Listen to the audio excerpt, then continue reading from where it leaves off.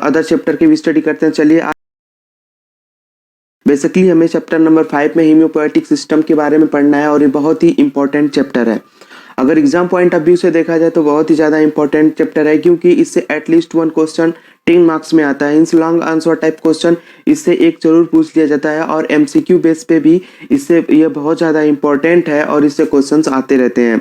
ठीक है फ्रेंड्स, और इसमें जनरल चीज़ें हैं जो कि हम इंटरमीडिएट लेवल पे भी बहुत सारी चीज़ों को पढ़ चुके हैं, तो इसलिए इसकी जो इम्पोर्टेंस है वो बहुत ज़्यादा बढ़ जाती है।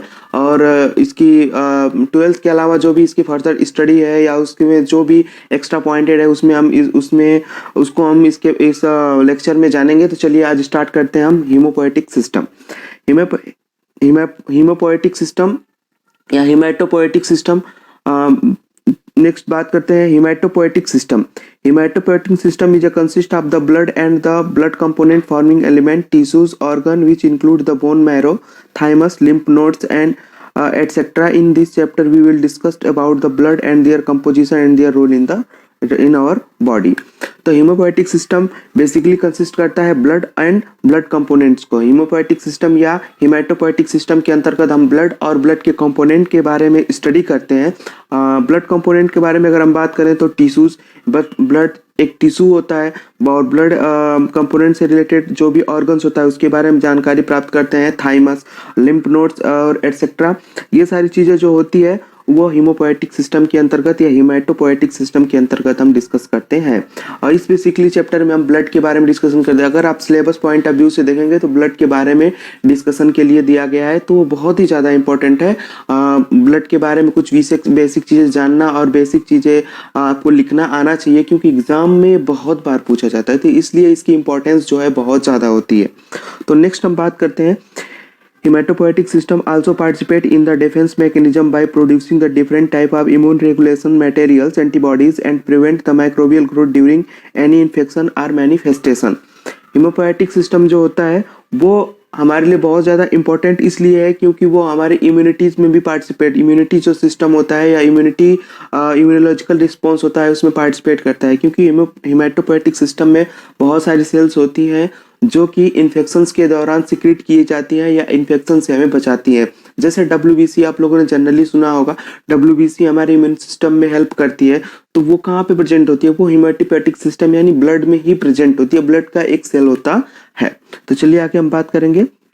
Hematopoietic system regulation is transportation of the nutrients, material and gaseous exchange, and it is also act as connecting link between the one organ to another organ. जैसा कि हमने बताया था कि ब्लड कनेक्टिव टिश्यूज है, उसके अंतर्गत ब्लड सेल्स और ब्लड मटेरियल जो भी है, तो हेमोपोएटिक सिस्टम को भी ओवरऑल हम बोल सकते हैं यह एक तरह से कनेक्टिव टिश्यूज की तरह काम करता है, यानी कि वन ऑर्गन को दूसरे ऑर्गन से जोड़ने का काम करता है और ट्रांसपोर्ट का भी काम करता है। ब्लड आपको पता होगा, ब्लड हमारी बॉडी में होल बॉडी में क्या है, सर्कुलेट करता है, तो इसलिए ये सर्कुलेशन में भी हेल्प करता है, तो यह ट्रांसपोर्टेशन में भी हेल्प करता है। तो ब्लड अकेले ट्रांसपोर्ट नहीं होता है, वो अपने साथ बहुत सारे न्यूट्रिएंट्स मटेरियल को भी ट्रांसपोर्ट करता रहता है।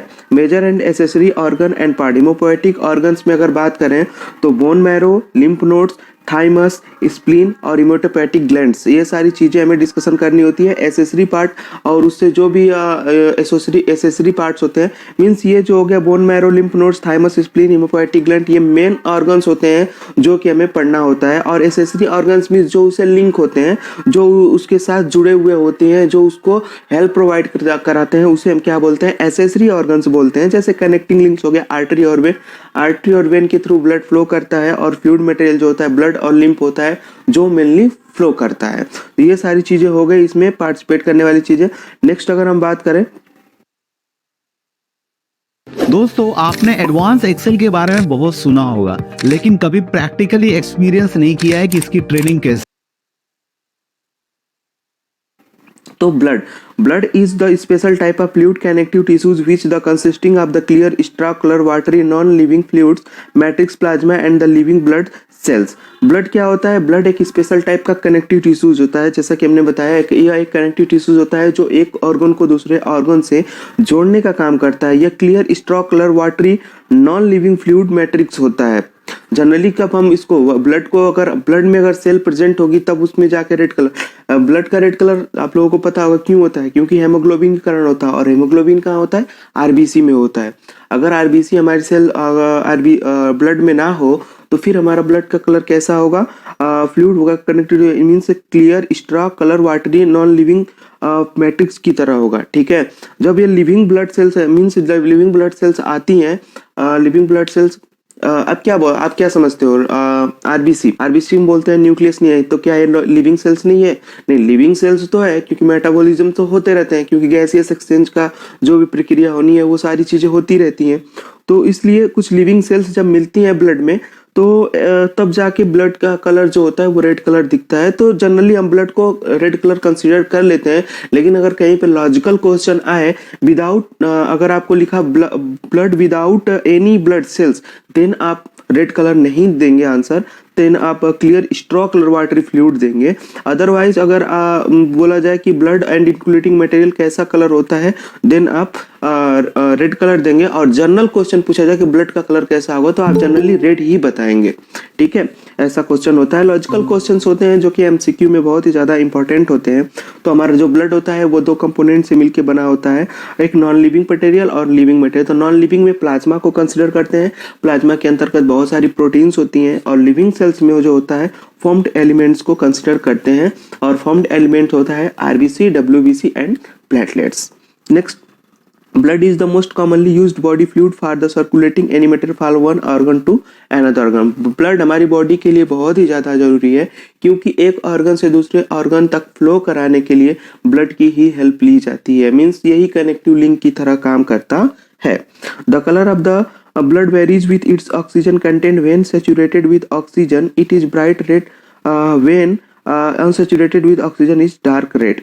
मीन्स जब ब्लड क्या करता है, ब्लड का एक आपने काम सुना होगा कि ये बहुत ज़्यादा मीन्स रेस्पिरेशन में हेल्प करता है। रेस्पिरेशन में कैसे, ऑक्सीजन को ट्रांसपोर्ट करके ये टिश्यू लेवल तक पहुंचाता है, तो इसलिए ये रेस्पिरेशन में हेल्प करता है।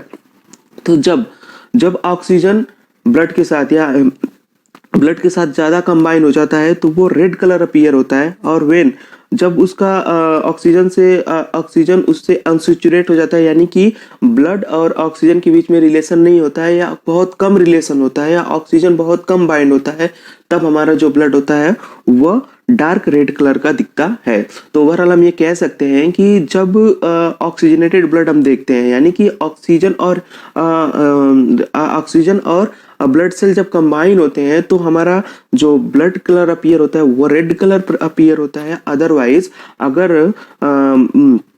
डीऑक्सीजनेटेड ब्लड को देखें तो वो हमारा डार्क रेड कलर का अपीयर होता है।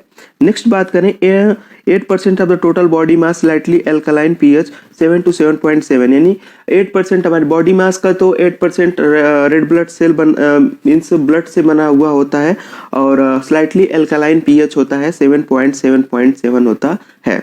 Next, the blood volume is 5 to 6 litre in adult male and 4 to 5 litre in the adult female. ये वैल्यू भी याद करना बहुत जरूरी है, क्योंकि कभी कभी क्वेश्चंस आ जाते हैं। तो क्वेश्चन कैसे आता है, किसमें सबसे ज़्यादा ब्लड होता है, मेल या फीमेल, और इसके एसरेशन और रीजन वाले क्वेश्चन आते हैं, इसमें ज़्यादा क्वेश्चन नहीं आते हैं, तो ये भी इंपॉर्टेंट है। ब्लड वॉल्यूम जो होता है 5 to 6 लीटर मेल में होता है, और 4 to 5 लीटर जो होता है एडल्ट फीमेल में होता है। तो जनरली मेल में जो ब्लड क्वांटिटी होती है वो ज़्यादा होती है। नेक्स्ट बात करेंगे कंपोजिशन ऑफ द ब्लड। बहुत ही इंपॉर्टेंट क्वेश्चन है ये, कभी कभी डायरेक्ट क्वेश्चंस में आ जाते हैं, 2 मार्क्स या 5 मार्क्स के क्वेश्चन में आप लोगों के एग्जाम में पूछ लिए जाते हैं कि what is about the composition of the blood, right the composition of the blood, right the consisting material of the blood. Then आपको ये कंपोजिशन के बारे में लिखना होगा।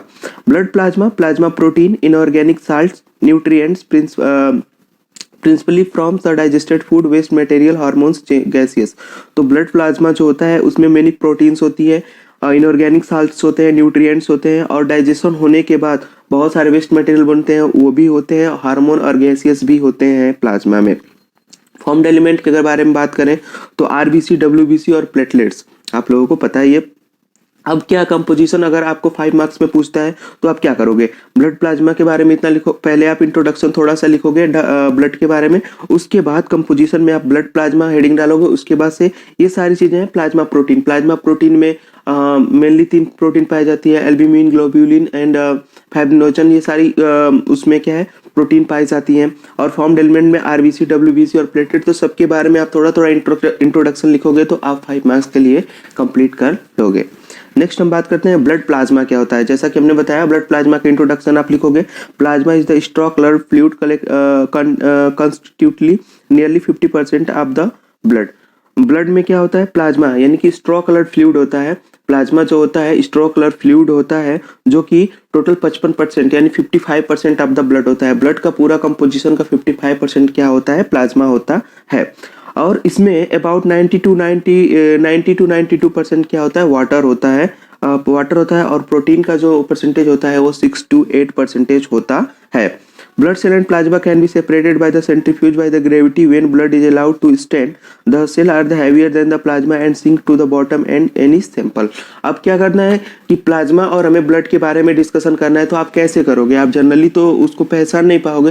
तो जब आप लेबोरेटरी में जाते हो या लेबोरेटरी में आप ब्लड टेस्ट के लिए जाते हो, आप तो जाया करें तो वहाँ पे थोड़ा सा ऑब्जर्व करने की कोशिश करें कि आखिर उसमें ब्लड टेस्ट कैसे किया जा रहा है। तो उसमें बेसिकली क्या होता है, सेंट्रीफ्यूज होता है, या जनरली आपका ब्लड अगर आप एक टेस्ट ट्यूब में आप रखते हो तो उसमें से जो फॉर्म्ड एलिमेंट्स होंगे, जो भी हैवियर पार्टिकल्स होंगे, वो नीचे सेटल डाउन हो जाते हैं और ऊपर जो होता है proteinaceous materials and other inorganic substances होते हैं जो आ जाते हैं, उसी को हम प्लाज्मा के रूप में कंसिडर करते हैं। तो इसलिए सेंट्रीफ्यूज होता है मेनली। अगर लैब में जाओगे तो सेंट्रीफ्यूज होगा, उसमें क्या किया जाता है, ब्लड को एक ट्यूब में रख दिया जाता है और सेंट्रीफ्यूज को रोटेट कराया जाता है। रोटेट करने के बाद जो फॉर्म्ड पार्टिकल्स होते हैं वो सेटल डाउन हो जाते हैं बॉटम में। और देन प्लाज्मा जो होता है वो क्या होता है, ऊपर लेयर के रूप में आ जाता है, उसी को हम कंसिडर कर लेते हैं blood plasma. Serum is the plasma from where the clotting factor has been removed. तो सीरम किससे बोलते हैं हम, तो सीरम इन प्लाज्मा। सीरम क्या होता है, जब आप ब्लड सेल्स जब आप सेंट्रीफ्यूज करेंगे तो उसमें आपको प्लाज्मा मिलेगा और हैवियर पार्टिकल्स मिलेंगे। तो आप वहां से अगर प्लाज्मा को कलेक्ट कर लेते हैं तो उसमें से क्लॉटिंग फैक्टर्स जो भी हमारे ब्लड क्लॉट के लिए जो भी प्रोटीन्स रिक्वायर होती है वो मेनली प्लाज्मा में ही प्रेजेंट होती है। अगर प्लाज्मा में से क्लॉटिंग फैक्टर या क्लॉटिंग प्रोटीन को हम रिमूव कर दें तो जो भी सबस्टेंस या जो भी मटेरियल बचेगा उसी को हम कंसिडर करेंगे सीरम के रूप में। ठीक है।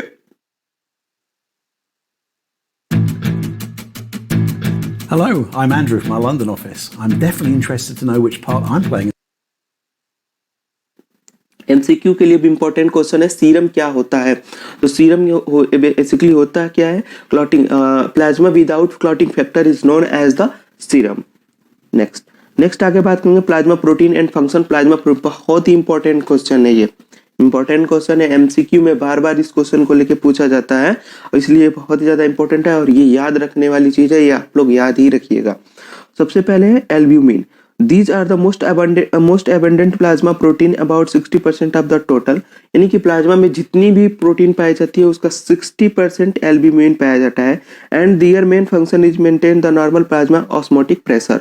और जो भी ऑस्मोटिक रिलेटेड, जो भी प्रेशर रिलेटेड प्रक्रिया होती है हमारे प्लाज्मा में, उसको रेगुलेट करने का काम कौन करता है, एल्ब्यूमिन करता है। नेक्स्ट अगर बात करें ग्लोब्यूलिन, तो globulin primarily are involved in the defence mechanism of the body and play an important role in the immunity. तो जो हमारा ग्लोब्यूलिन होता है वो प्राइमरली पार्टिसिपेट करता है डिफेंस मैकेनिज्म में और इंपॉर्टेंट रोल प्ले करता है हमारी इम्यूनिटी में।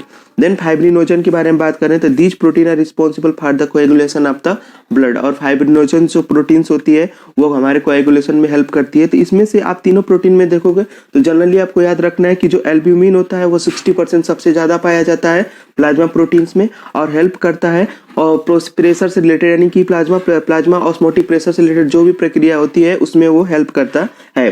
और ग्लोब्यूलिन जो होता है वो हेल्प करता है हमारी इम्यूनिटी और डिफेंस मैकेनिज्म में। और फाइब्रिनोजन जो होता है वो रिस्पॉन्सिबल होता है कोएगुलेशन ऑफ द ब्लड। तो कभी कभी आपको सीरम में क्या डायरेक्ट प्रोटीन की जगह क्या दे रखता है, फाइब्रिनोजन, क्योंकि मैंने आपको बताया सीरम मीन्स होता है plasma without the clotting factor, और क्लॉटिंग फैक्टर मेनली क्या होता है, फाइब्रिनोजन होता है। अगर आप फाइब्रिनोजन को ही रिमूव कर दोगे तो भी हम आपको उसको बोल सकते हैं सीरम। सीरम मीन्स क्या हो गया, plasma protein without the fibrinogen या विदाउट द क्लॉटिंग फैक्टर को भी हम कंसीडर करते हैं सीरम। इसलिए आप ये दोनों आंसर याद रखिएगा, क्योंकि कोई भी ऑप्शन में आ सकता है, इसलिए बहुत ज्यादा ही इंपॉर्टेंट होता है। नेक्स्ट हम बात करेंगे function of the blood transport and the regulation. Important क्या है, फंक्शंस क्या होता है ब्लड का, उसके बारे में हम डिस्कशन करेंगे। ये भी बहुत ज़्यादा इंपॉर्टेंट है, क्योंकि बहुत बार ये क्वेश्चन पूछ लिए जाते हैं। तो सबसे पहला होता है transport and regulation. Mainly blood क्या होता है, ट्रांसपोर्ट कराना और रेगुलेट करना, हमारी बॉडी टेम्परेचर को, हमारी बॉडी ऑस्मोटिक बैलेंस को, पीएच बैलेंस को, वाटर फ्लूइड को, जो भी है उसको बैलेंस कराने का काम कौन करता है, ब्लड ही करता है। तो oxygen and carbon dioxide from the lungs to the other part of the organ, यानी कि जो हमारा ब्लड होता है वो कहाँ से कहाँ फ्लो कराता है, हमारे हार्ट से, यानी कि ऑक्सीजन और कार्बन डाइऑक्साइड को टेक करता है, और उसके बाद लंग्स के, उसके बाद हार्ट से होते हुए हमारी पूरी बॉडी में सर्कुलेट कराने का काम करता है। तो आप इसको इस पॉइंट को आप इलेबोरेट करके भी लिख सकते हो, या पूरी मैकेनिज्म अगर आपको 10 मार्क्स में पूछा जाता है तो आप पूरी तरह से इलेबोरेट कर सकते हो, डायग्रामेटिक रिप्रेजेंटेशन कर सकते हो। कैसे, हार्ट से लेते हुए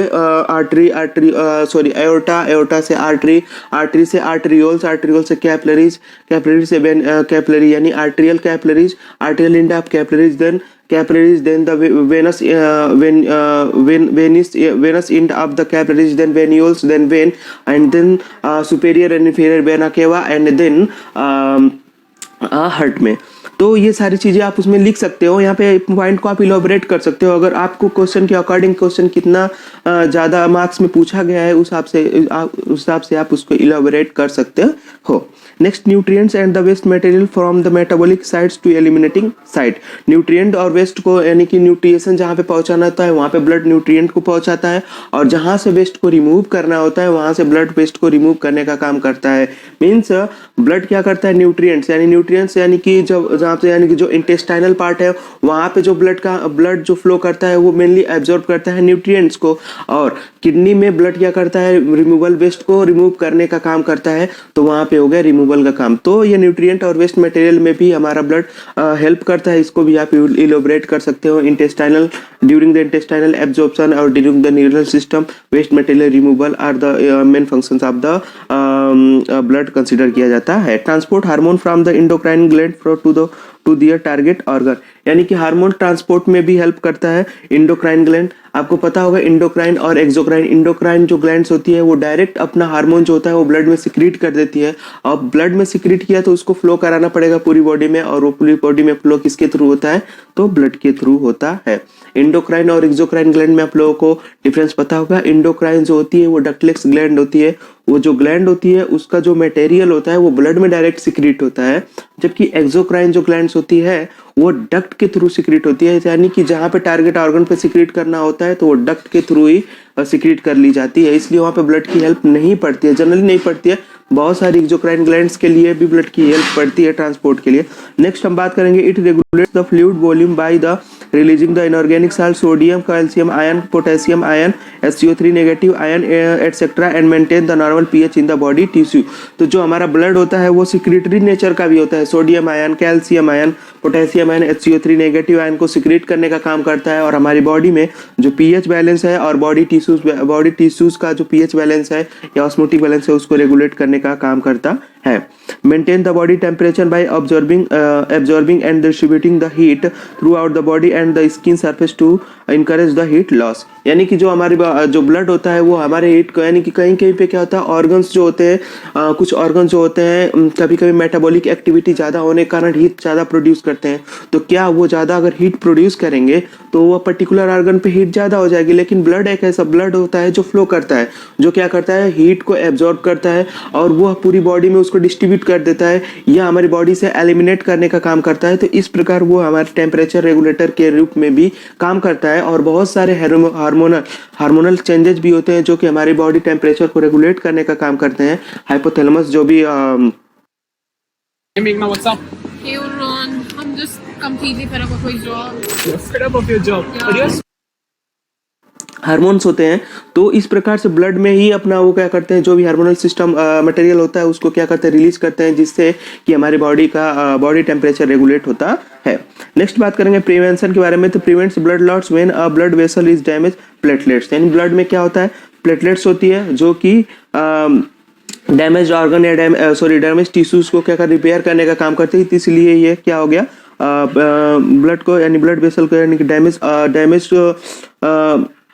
एरिया को हील करने का भी काम करता है। And plasma protein initiated the clot formation helping the blood loss. Means ये हो गया कि जो प्लाज्मा प्रोटीन्स प्रेजेंट होती है वो क्या होती है, ब्लड लॉस को रोकने का काम करती है। Prevent the infection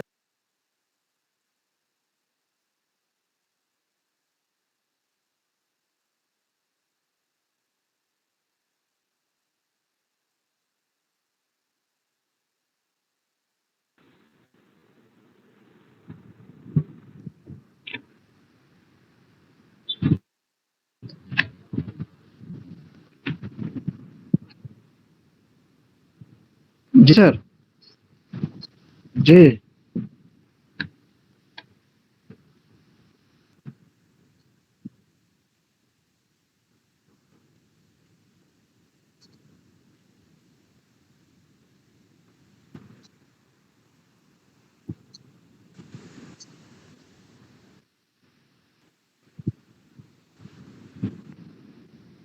infections by the producing the antibodies and leukocyte cell which help in the defense body होते हैं, ब्लड में होते हैं, क्योंकि जब हम देखते हैं इंटेस्टाइन के काम करता है न्यूट्रिएंट्स का। तो चलिए आगे हम बात करेंगे आरबीसी के बारे में, कैरेक्टरिस्टिक्स ऑफ द आरबीसी। ये बहुत ही जनरल पॉइंट्स हैं, आप लोगों को ये सारी चीजें पता ही होनी चाहिए। एरिथ्रोसाइट्स और the red blood cells are the most abundant cell in the blood, these are the devoid of the nucleus in the most of the mammals. तो जो एरिथ्रोसाइट्स होती है या erythrocyte RBC red blood corp cells या इसको erythrocytes भी बोलते हैं। उसके बाद इसमें एबंडेंट ये हमारे जो ब्लड होता है उसमें एबंडेंट बहुत ही ज़्यादा मात्रा में होता है और न्यूक्लियस इसमें नहीं होता है। नेक्स्ट अगर बात करें, healthy adult man has the an average 4.5 to 5.5 millions of the RBC per millimetre cubic of the blood, यानी कि अगर आप 1 millimetre cubic of the blood लेते हो तो उसमें आरबीसी की संख्या जो होगी 4.5 to 5.5 मिलियंस होती है। और ये इंपॉर्टेंट है क्योंकि ये बहुत बार एमसीक्यू में पूछ लिया जाता है, डायरेक्ट क्वेश्चन आते हैं, तो आप लोगों को इसको याद रखना होगा। They are about 7.5 micrometer in diameter and shaped like the biconcave disc with the depressed center। तो ये भी पॉइंट इंपॉर्टेंट है कि शेप जो होता है इसका बायोकॉन्केव शेप होता है और ये डिप्रेस सेंटर होता है। सेंटर में क्या होता है, डिप्रेशन होता है, इसलिए इसको बाइकॉन्केव यानी कॉन्केव नेचर होता है, बीच में डिप्रेशन होता है, इसलिए इसको बाइकॉन्केव नेचर बोलते हैं। They have the red coloured iron containing complex protein called the haemoglobin. तो अगर हम बात करें ये रेड कलर का होता है, रेड कलर क्यों होता है, क्योंकि इसमें आयरन कंटेनिंग कॉम्प्लेक्स प्रोटीन पाया जाता है haemoglobin. Hence the colour and the name these cells and the healthy individual has 12 to 16 gram of the haemoglobin every 100 ml of the blood, इसलिए उसको जो नेम दिया गया है वो रेड ब्लड सेल दिया गया है। और उसमें जो अगर कोई हेल्दी इंडिविजुअल होता है तो 12 to 16 gram of the haemoglobin पाया जाता है एवरी 100 ml। अगर आप 100 ml का ब्लड 100 ml तक ब्लड लेते हो तो उसमें 12 to 16 ग्राम तक आपको हेमोग्लोबिन की मात्रा पाई जाएगी। नेक्स्ट हम बात करें तो RBC is formed in the red bone marrow in the adults developed of the red blood cell is called the erythropoiesis and have the average life span of is 120 days after which they destroy in the spleen graveyard of the RBC. Means क्या होता है, RBC formed होता है red blood यानी कि red bone marrow में। जब हम एडल्ट होते हैं तो रेड बोन मैरो में स्टार्ट होता है, जबकि अब फर्दर देखोगे डेवलपमेंट, अगर आप एम्ब्रियो डेवलपमेंट के बारे में थोड़ा भी नॉलेज होगा तो आपको पता होगा कि जो इनिशियल होता है वो हमारा लीवर और स्प्लीन फॉर्म करता है। लीवर और स्प्लीन होता है रिस्पॉन्सिबल होता है किसके लिए, रेड ब्लड सेल प्रोडक्शन के लिए। और आगे हम स्प्लीन के बारे में पढ़ने वाले हैं, उसमें बताएंगे स्प्लीन का वर्क और कैसे कैसे होता है, तो वो नेक्स्ट लेक्चर में हम डिस्कस करेंगे। जबकि अभी देखते हैं स्प्लीन को डिस्ट्रॉय यानी ग्रेवार्ड ऑफ आरबीसी भी बोला जाता है, क्योंकि यहाँ पे मोस्ट ऑफ द आरबीसी क्या होती है, डिस्ट्रॉय होती है, और डिस्ट्रॉय होती है, इसलिए इसको ग्रेवार्ड ऑफ द आरबीसी भी बोला जाता है। Function RBC help in the transportation of the gaseous from the lungs to the tissue. तो आरबीसी का मेनली वर्क अगर पूछा जाए आपको तो आरबीसी का काम क्या होता है, मेनली गैसियस एक्सचेंज में हेल्प होता है। कहाँ से, lungs to tissue, sorry from the lungs to tissue and tissues to lung in the form of the oxyhemoglobin and the carbaminohemoglobin to the respectively. Means ये हुआ कि जो ब्लड होता है लंग्स टू टिश्यूज तक फ्लो करता है, तो किस फॉर्म में वो तो ऑक्सी हेमोग्लोबिन। जब ऑक्सीजन हेमोग्लोबिन के साथ बाइंड होता है तो उसको ऑक्सी हेमोग्लोबिन बोलते हैं, और ये कहाँ पे होता है, लंग के पास होता है। तो लंग के पास ऑक्सी हेमोग्लोबिन बनता है और वही ऑक्सी हेमोग्लोबिन फ्लो करता है टिश्यूज तक, और टिश्यूज के बाद टिश्यू से बहुत सारे मेटाबॉलिज्म एक्टिविटी होने के बाद CO2 रिलीज होता है, और CO2 बाइंड होता है ऑक्सीजन हेमोग्लोबिन के साथ, तो उसे हम बोलते हैं carb amino haemoglobin. Carbon dioxide bind to the haemoglobin, तो वहाँ से जो कार्ब अमीनो हेमोग्लोबिन जो होता है वो आता है और लंग के थ्रू CO2 बाहर चली जाती है। इस प्रकार से हमारा क्या होता है, सर्कुलेशन होता है oxygen and. Well, hello everyone. My name is Pavel Pichardo. I'm an international medical graduate from Mexico. I studied over here at the oxygen and CO2 का। ठीक, नेक्स्ट आगे बढ़ते हैं। RBC contain the antigen A-B-RH factor on the surface and help in the blood group determination. जो RBC होता है उसमें क्या होता है, एंटीजेंस मटेरियल प्रेजेंट होते हैं, या तो एंटीजन A, B या RH फैक्टर प्रेजेंट होंगे जो कि हमें हेल्प करेंगे ब्लड ग्रुप डिटर्मिनेशन में। ब्लड ग्रुप डिटर्मिनेशन आप लोगों ने सुना ही होगा, A पॉजिटिव, A नेगेटिव। तो जो A और B आप सुनते हो उसे हम क्या बोलते हैं, एंटीजन बोलते हैं, और RH फैक्टर भी एक टाइप का एंटीजन होता है। तो दोनों को कंबाइनली हम स्टडी करते हैं किसमें, ब्लड ग्रुपिंग के दौरान। तो बात करेंगे WBC के बारे में। Characteristic of the WBC।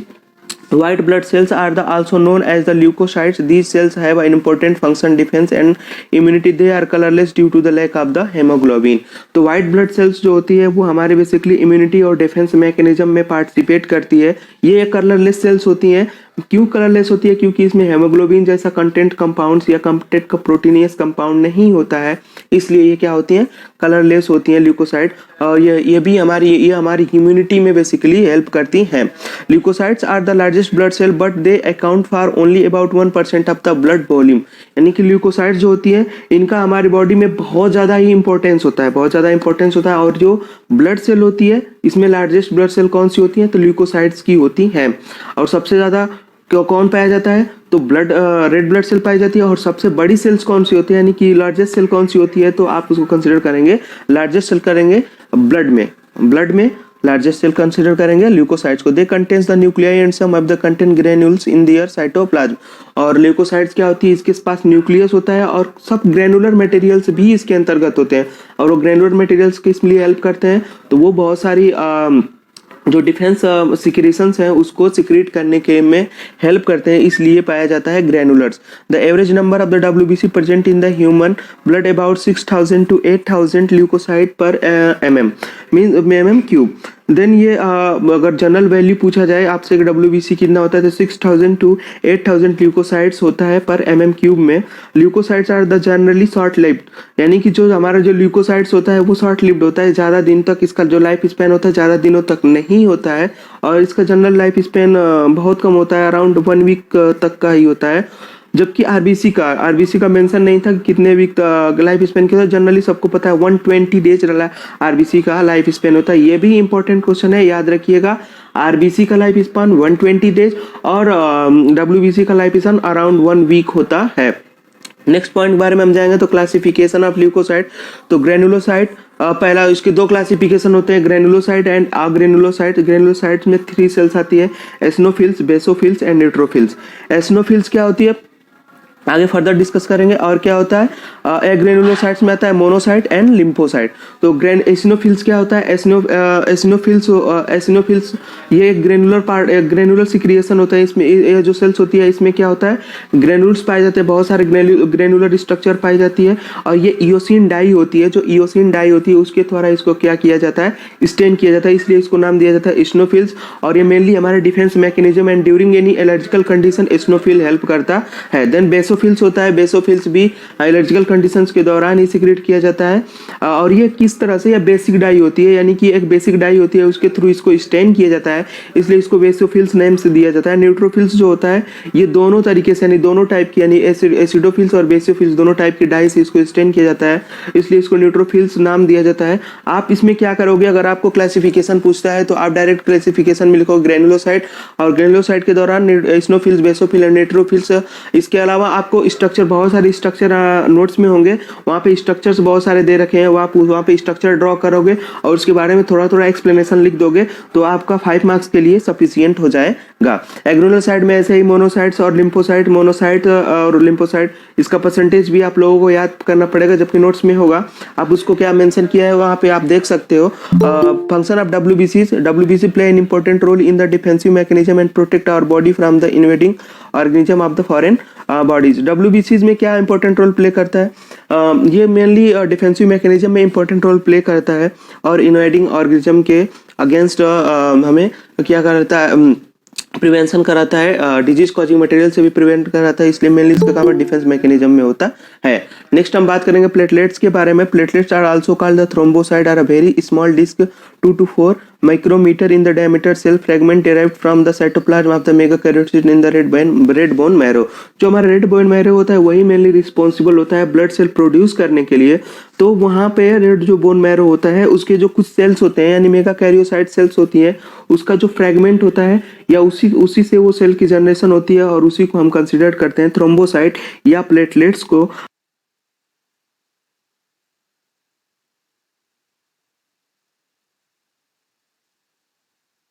Ji sir.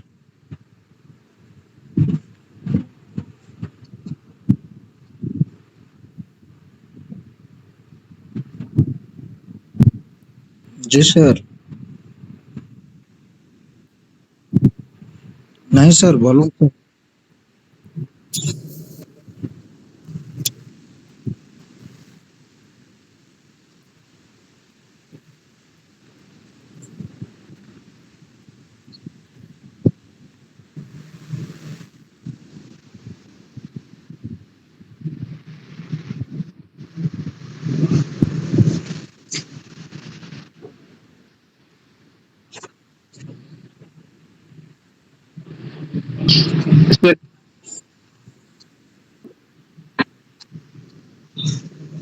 Sir ये कौन सा बुक में मिलेगा सर? ये हम लोगों का सिलेबस में कौन सा बुक में मिलेगा? अच्छा, human anatomy and physiology chapter number 5।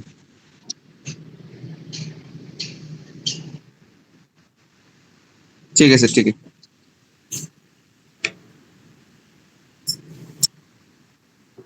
हाँ हाँ, ठीक है ठीक है।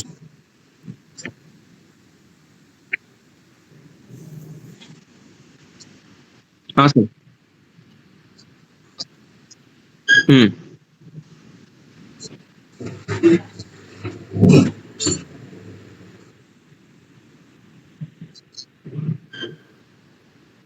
हम्म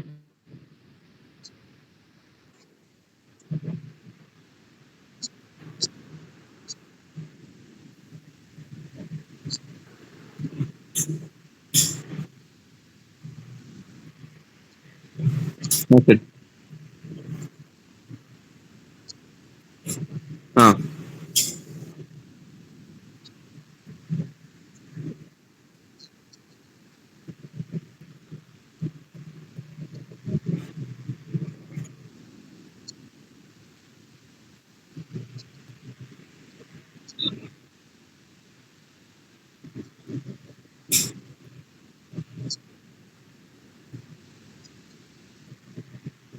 हाँ सर। हाँ सर।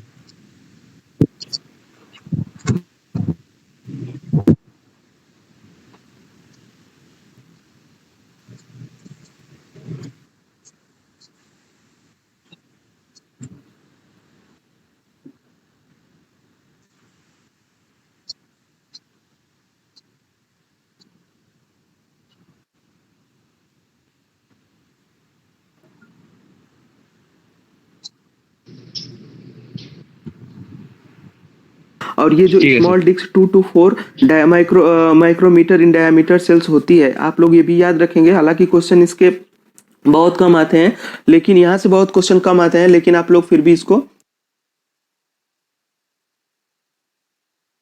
क्या स्टॉक मार्केट एक गैम्बल है? मेरा जवाब है हाँ, अगर आप उसको गैम्बल की तरह ट्रेड करते याद रखेंगे। Platelet cytoplasm packed with the granules containing the variety of substances that promote blood clotting. Means जो प्लेटलेट सेल होती है उसमें भी ग्रेनुलर मटेरियल पाए जाते हैं और वो ब्लड क्लॉटिंग में हेल्प करते हैं। नेक्स्ट हम बात करेंगे कॉजेज होम्योस्टेसिस और हीमोस्टेसिस। आप लोग याद रखिएगा, मैं भी कंफ्यूज हो रहा हूँ, आप लोग भी मत confuse होइएगा।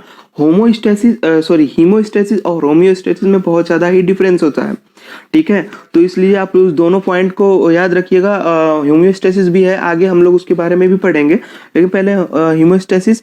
Blood normally contains the 1.5 lakh to 3.5 lakh platelets per mm cube होता है। यानी कि इसकी वैल्यूज जो है आप लोगों को याद करनी है, प्लेटलेट्स याद करना पड़ेगा, क्योंकि बहुत सारे डिजीज कंडीशन में क्या होता है, प्लेटलेट्स की जो वैल्यू होती है वो डिक्रीज होने लगती है।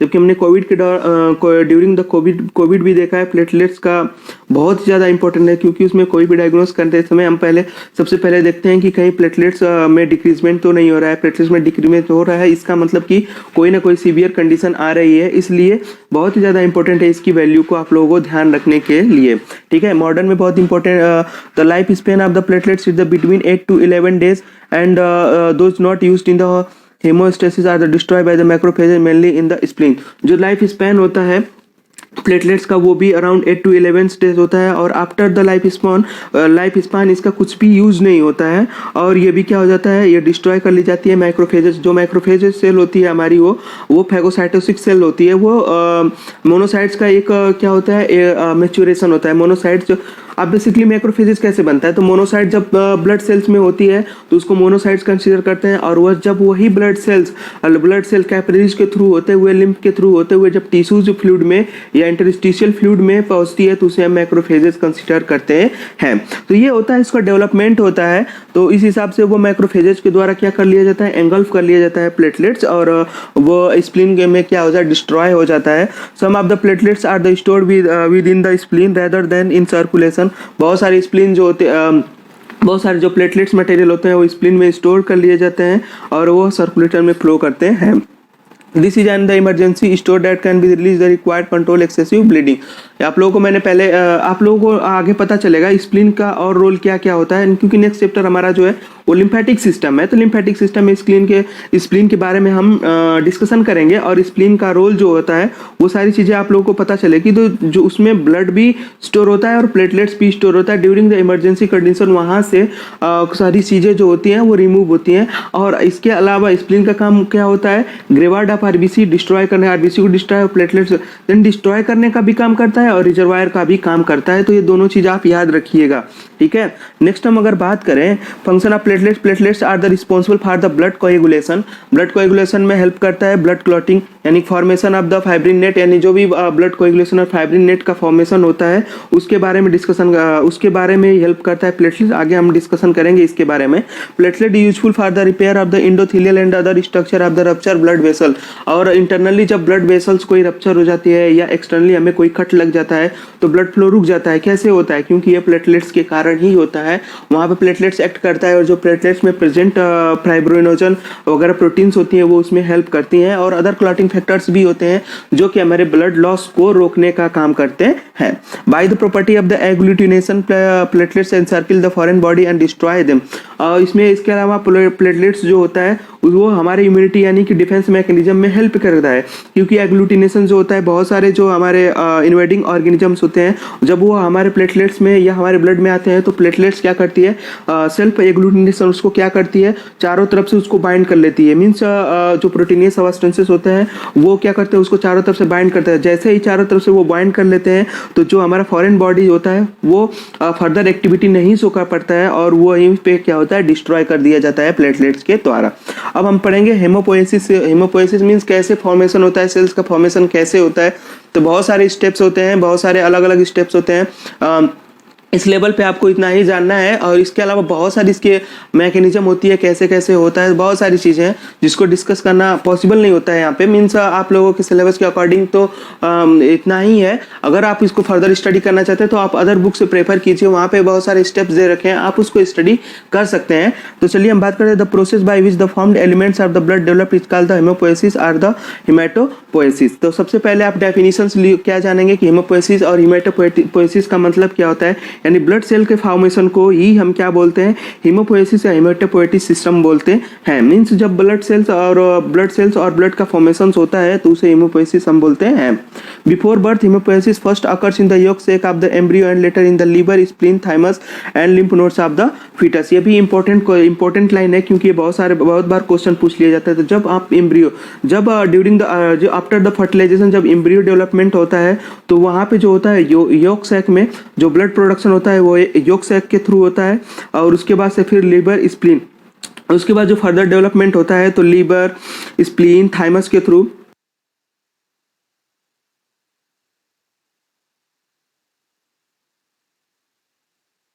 आरबीसी का प्रोडक्शन होता है, और उसके बाद लिम्फ नोड्स के द्वारा, फीटस में लिम्फ नोड्स के द्वारा होता है। और फर्दर जो जब एडल्ट यानी कि जब ग्रोथ हो जाती है चाइल्ड, और चाइल्ड के बाद जब बेबी डिलीवर हो जाता है और धीरे धीरे मीन्स जब धीरे धीरे बोन मैरो का फॉर्मेशन या बोन फॉर्मेशन होने लगता है तो जो ब्लड सेल्स का प्रोडक्शन होता है वो बोन के थ्रू होने लगता है। तो ये सारी होता है development. Red bone marrow becomes the primary site of the haemopoiesis in the last 3 month before birth, यानी बिफोर बर्थ 3 मंथ से यानी जो डेवलपमेंट चलता है, नॉर्मली 9 मंथ का डेवलपमेंट होता है एम्ब्रियो, फीटस का, एम्ब्रियो जो भी बोल सकते हैं आप। उसमें क्या होता है जब लास्ट 3 मंथ बचा होता है तो बोन मैरो का फॉर्मेशन स्टार्ट हो जाता है, और वहीं से बोन मैरो क्या करता है, आरबीसी का प्रोडक्शन स्टार्ट कर देता है। और after the through out the life bone marrow help करता है ब्लड सेल फॉर्मेशन के लिए। प्रोसेस ऑफ हीमोपोएसिस क्या होता है, erythrocytes production begins with the myeloid stem cells, haemopoietic stem cells transform into the proerythroblast. तो क्या होता है इरिथ्रोसाइट्स, अगर मेनली हम आरबीसी का, मेनली आपके क्वेश्चंस में आरबीसी का जो फॉर्म यानी कि प्रोसेस होता है हेमोपोएटिक सिस्टम, यानी कि आरबीसी का मैच्योरेशन है, प्रोडक्शन जो मैकेनिज्म है उसी के बारे में पूछा जाता है। तो मेनली कहाँ से स्टार्ट होता है, बहुत सारी स्टेम सेल्स होती है, यानी during the fertilisation, after the fertilisation जब एम्ब्रियो फॉर्मेशन होता है तो बहुत सारी माइलाइट सेल्स होती हैं, बहुत सारी जर्म सेल्स होती हैं जो कि हेमोपोएटिक सिस्टम में पार्टिसिपेट करती हैं, और वही ट्रांसफॉर्म होके प्रोइरिथ्रोब्लास्ट बनाती हैं। तो पहले माइलॉइड सेल्स होती हैं, वो माइलॉइड सेल प्रोइरिथ्रोब्लास्ट सेल बनाती हैं। Then after maturation on the proerythroblast turns give rise to the basophilic erythroblast that produce the huge number of the ribosome. Then क्या होता है, प्रोइरिथ्रोब्लास्ट सेल कन्वर्ट हो जाती है इरिथ्रोब्लास्ट सेल में। इरिथ्रोब्लास्ट सेल में कन्वर्ट होने के बाद क्या करती है, बहुत सारे यानी बेसोफिलिक हो जाती है। इरिथ्रोब्लास्ट जो सेल्स होती है वो बेसोफिलिक इन नेचर होती है, और वो बहुत सारा राइबोसोम प्रोडक्शन करती है, यानी बहुत सारे प्रोटीनियस मटेरियल को प्रोडक्शन करती है।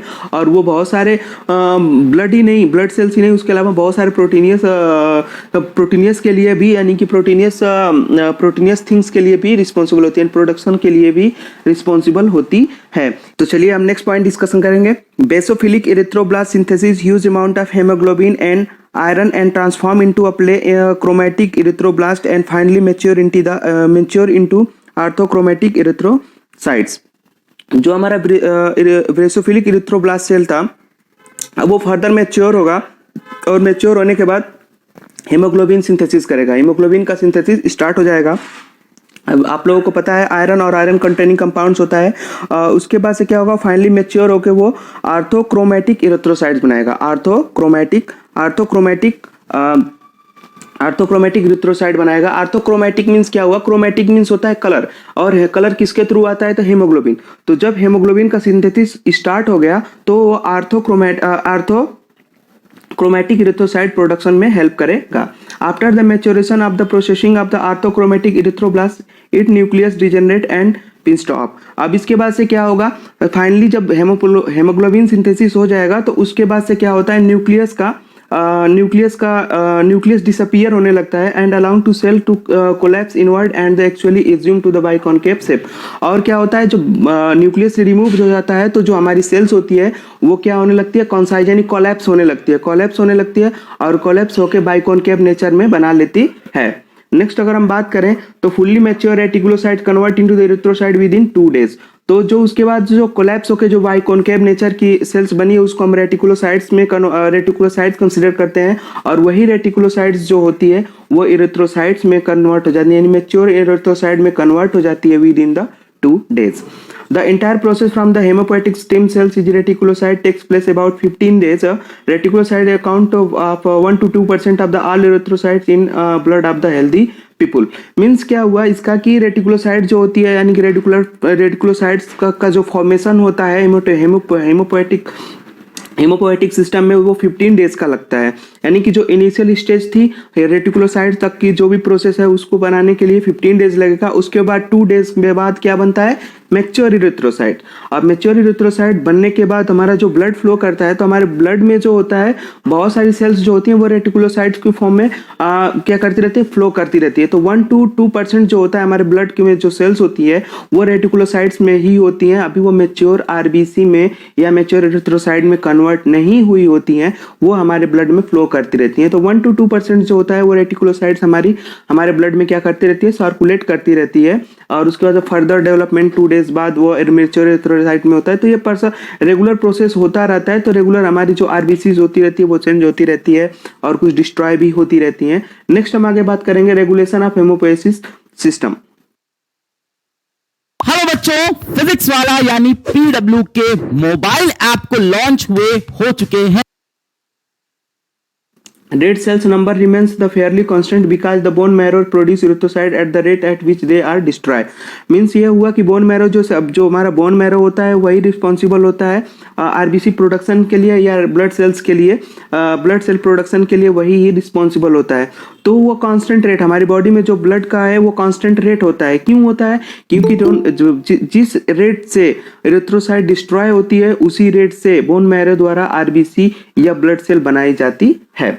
This is due to the haemostatic negative feedback mechanism. यह एक हेमोस्टैटिक नेगेटिव फीडबैक मैकेनिज्म होता है। मीन्स क्या होता है कि जब हमारे ब्लड में आरबीसी का कंसंट्रेशन डिक्रीज होने लगता है, जब डिक्रीज होने लगता है तो जो कुछ रिसेप्टर सेल्स होती है जो कि मैसेज करती है हमारे बोन मैरो को प्रोडक्शंस के लिए, हमारे बोन मैरो को प्रोडक्शंस के लिए करती है, या तो डिस्ट्रक्शन को डिक्रीज करने के लिए भी मेनली डिक्रीज करने के लिए रिसेप्टर होते हैं वो बोन मैरो को, यानी उसको क्या बोलते हैं, ईएसआर बोलते हैं, इरिथ्रोसाइट सेडिमेंटेशन, सॉरी ईएसआर नहीं बोलते उसको। उसमें जो डिक्रीजमेंट होता है डिसइंटीग्रेशन रेट होता है, बेसिकली डिसइंटीग्रेशन उसको क्या करते हैं, नेगेटिव फीडबैक देते हैं। जैसे मान लो आप कि हमारा ब्लड स्प्लीन के थ्रू फ्लो कर रहा है, तो स्प्लीन क्या करता है, बहुत सारी सेल्स को जो एक्स्ट्रा सेल्स होती है उसको रिजर्वायर की तरह भी काम करता है और ब्रेक डाउन का काम करता है। और जैसे ही हमारी बॉडी में आरबीसी की संख्या ज़्यादा हो गई या ज़्यादा प्रोड्यूस होने लगी तो उसको क्या करता है, स्प्लीन के पास क्या जाता है, मैसेज जाता है कि डिस्ट्रक्शन थोड़ा कम कर दिया जाए। तो डिस्ट्रक्शन थोड़ा कम होता है, वहाँ पे डिस्ट्रक्शन की जो प्रक्रिया होती है थोड़ी कम हो जाती है, जिससे कि मेंटेन रेगुलेशन इस तरह से भी होता रहता है। बाकी अदरवाइज प्रोडक्शन को इंक्रीज करके भी होता रहता है। The hormone that regulates red bone production is erythropoietin produce mainly by the kidney. और जो हार्मोनल रेगुलेशन बोलते हैं ब्लड सेल के प्रोडक्शन के लिए रिस्पॉन्सिबल होता है एरिथ्रोपोएटिन। एरिथ्रोपोएटिन एक मेजर हार्मोन होता है जो कि हमारे ब्लड सेल्स को प्रोडक्शन के लिए, मैच्योरेशन के लिए और फर्दर डेवलपमेंट के लिए बहुत ज़्यादा जरूरी होता है। वो मेनली प्रोड्यूस होता है किडनी के थ्रू, तो इसके थ्रू भी हेमोपोएसिस रेगुलेट किया जाता है। The primary stimulus to increase the erythropoiesis is the hypoxia that deficient oxygen supply to the blood cell. कई बार क्या होता है हाइपोक्सिया मींस होता है oxygen level low oxygen level, यानी due to the absence of the oxygen जो हमारी स्टेज होती है उसी को हम क्या बोलते हैं, हाइपोक्सिया बोलते हैं। तो जब ऑक्सीजन लेवल कम हो जाता है तो हाइपोक्सिया के दौरान भी जो एरिथ्रोपोएसिस होता है उसको स्टिमुलेट कर दिया जाता है, यानी कि रेड ब्लड सेल या ब्लड सेल प्रोडक्शन क्या हो जाता है, इंक्रीज हो जाता है।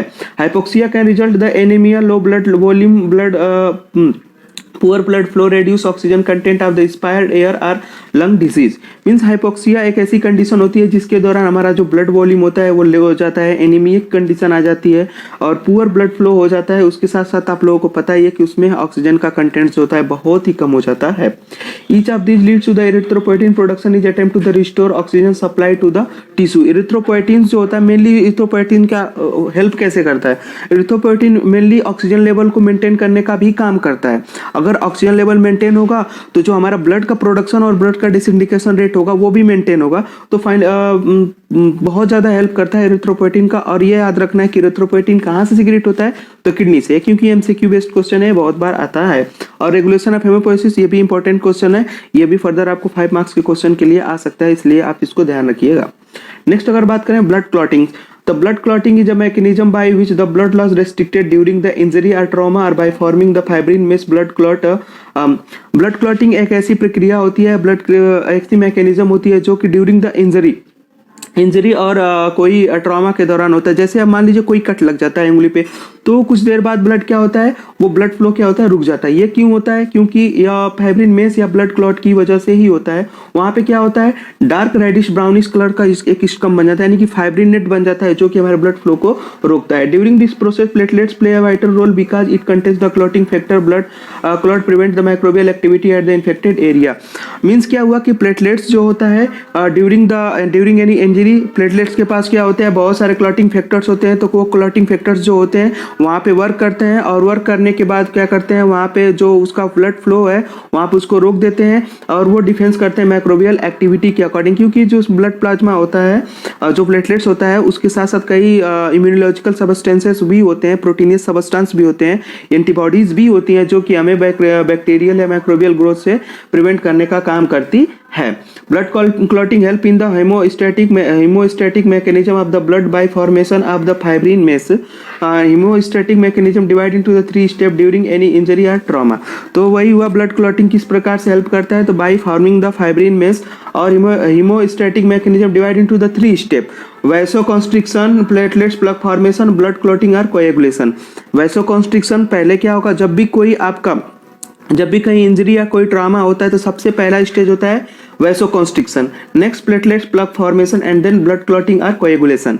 वैसोकॉन्स्ट्रिक्शन में क्या होता है, बहुत सारे वहाँ पे सीरोटिनिन, हिस्टामिन्स वगैरह सबस्टेंसेस सीक्रेट होते हैं जो कि वहाँ पे जो ब्लड वेसल्स होती है उसको कंस्ट्रिक्ट करने का काम करते हैं, यानी ब्लड फ्लो को रोकने का कंस्ट्रिक्ट का काम करते हैं। ब्लड फ्लो को रोकना यानी कि वहाँ पे ब्लड सेल्स क्या होती है, बहुत ज़्यादा इकट्ठा होती है। अगर एक प्लेस पे ब्लड सेल्स इकट्ठा होगी यानी कि वहाँ पे प्लाज्मा इकट्ठा होगा, और प्लाज्मा जल्दी इकट्ठा होगा तो वहाँ पे फाइब्रिन मेश बनेगा, और फाइब्रिन मेश बनेगा तो इसलिए हमारा ब्लड क्या हो जाएगा, ब्लड फ्लो होगा, रुक जाएगा। तो जैसे ही वैसोकॉन्स्ट्रिक्शन होता है तो प्लेटलेट्स प्लग फॉर्मेशन बढ़ता है। प्लेटलेट्स का वहाँ पे क्या होता है, मीन्स गैदरिंग होती है और वहाँ पे फॉर्मेशन होता है प्लग का, और ब्लड क्लॉटिंग और कोएगुलेशन उसके बाद से जो क्लॉटिंग फैक्टर्स होते हैं वहाँ पे कोएगुलेट यानी कि फाइब्रिन नेट बना देते हैं, और फाइनली हमारा जो ब्लड कोएगुलेशन प्रक्रिया होती है वो सॉल्व हो जाती है। नेक्स्ट हम बात करेंगे। तो यार आप लोगों को ये तो पता होगा कि YouTube चैनल मोनेटाइज करने के लिए 4000 आवर्स का वॉच टाइम चाहिए होता है और 1000 प्लस सब्सक्राइबर्स गेन करने होते हैं। Factor of the blood clotting ये बहुत ही इंपॉर्टेंट है, क्योंकि एज अ वाइवा क्वेश्चन आप लोगों को जो भी प्रैक्टिकल पार्ट होता है उसमें बहुत बार पूछा जाता है, इसलिए आप लोग उसको ध्यान रखिएगा।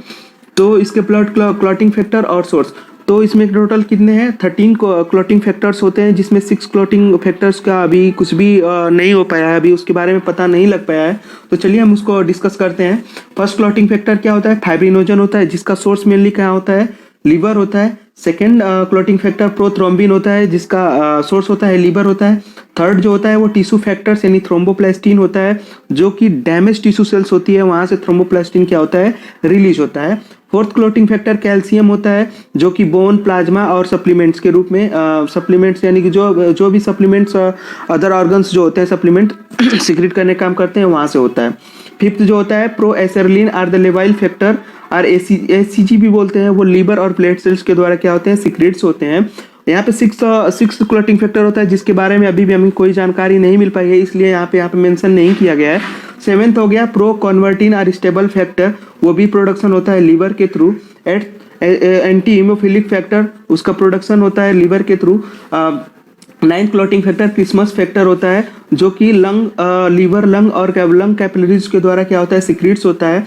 10th होता है स्टुअर्ट फैक्टर, या उसको प्रोवर फैक्टर या थ्रोम्बोकाइनेज फैक्टर भी बोलते हैं, वो सीक्रेट्स होता है लीवर के थ्रू। और 11th हो गया पीटीए, तो पीटीए जो होता है वो भी लीवर के थ्रू ही क्या होता है, सीक्रेट्स होता है। और 12th होता है हिगमैन फैक्टर, जो कि लीवर के द्वारा क्या होता है, सीक्रेट्स होता है। और 13 होता है फाइब्राइजिंग स्टेबलाइजिंग फैक्टर, जो कि लीवर और बोन मैरो के थ्रू सीक्रेट्स होता है। तो ये इंपॉर्टेंट पॉइंट है, ये इंपॉर्टेंट है, यह जनरल इन्फॉर्मेशन भी है, आप लोगों को याद करना इसके लिए बहुत ही जरूरी है, क्योंकि ये कई बार पूछ लिया जाए, डायरेक्ट पूछ लेता है। और मेनली सोर्स अगर आप देखोगे तो लीवर ही होता है, तो इसलिए आप इसके लीवर का इंपॉर्टेंस भी आप समझ, अगर मान लो आपको लीवर के बारे में आएगा तो कुछ नहीं तो आप लीवर का इंपॉर्टेंस में ये सारी चीज़ें ऐड कर सकते हैं कि लीवर हेल्प करता है हमारे क्लॉटिंग फैक्टर के प्रोडक्शन में। बहुत सारे जो क्लॉटिंग फैक्टर होते हैं वो लीवर ही प्रोड्यूस करता है, तो इसलिए आप वहाँ पे इसके फंक्शंस को भी ऐड कर सकते हैं। मैकेनिज्म ऑफ ब्लड क्लॉटिंग क्या होती है इसको हम जानते हैं, ये बहुत ही इंपॉर्टेंट है क्योंकि बहुत बार ये क्वेश्चन डायरेक्ट पूछा जाता है कि define the mechanism of the blood clotting 5 marks के लिए, तो आप उसको लिख सकते हैं। वैसे क्या होता है, 2 पाथ में इसको डिवाइड किया गया है, इंट्रिंसिक पाथ और एक्सट्रिंसिक पाथ। 2 पाथ होता है इसका वो करने का, इंट्रिंसिक पाथ और एक्सट्रिंसिक। इंट्रिंसिक पाथ क्या होता है, इंट्रिंसिक पाथ में इन द बॉडी यानी कि in by the cell, by the cells जो होती है उसके द्वारा होता है। और कैसे होता है intrinsic path, by the cell, cell द्वारा होता है, उसे इंट्रिंसिक पाथ बोलते हैं। जैसे एंडोथेलियल डैमेज और कोलेजन डैमेज, जब कोई भी कहीं पे डैमेज होता है तो वहाँ पे कोलेजन फाइबर सिक्रीट्स होते हैं, कोलेजन डैमेज तो वहाँ पे सिक्रीट्स होते हैं और वहाँ पे फास्फोलिपिड का सिक्रिएशन होता है बाय द जो भी इंट्रिंसिक फैक्टर होते हैं, यानी कि जो सेल्स इंट्रिंसिक फैक्टर जो भी सेल्स होती है उसके द्वारा इंट्रिंसिक फैक्टर सिक्रीट होते हैं।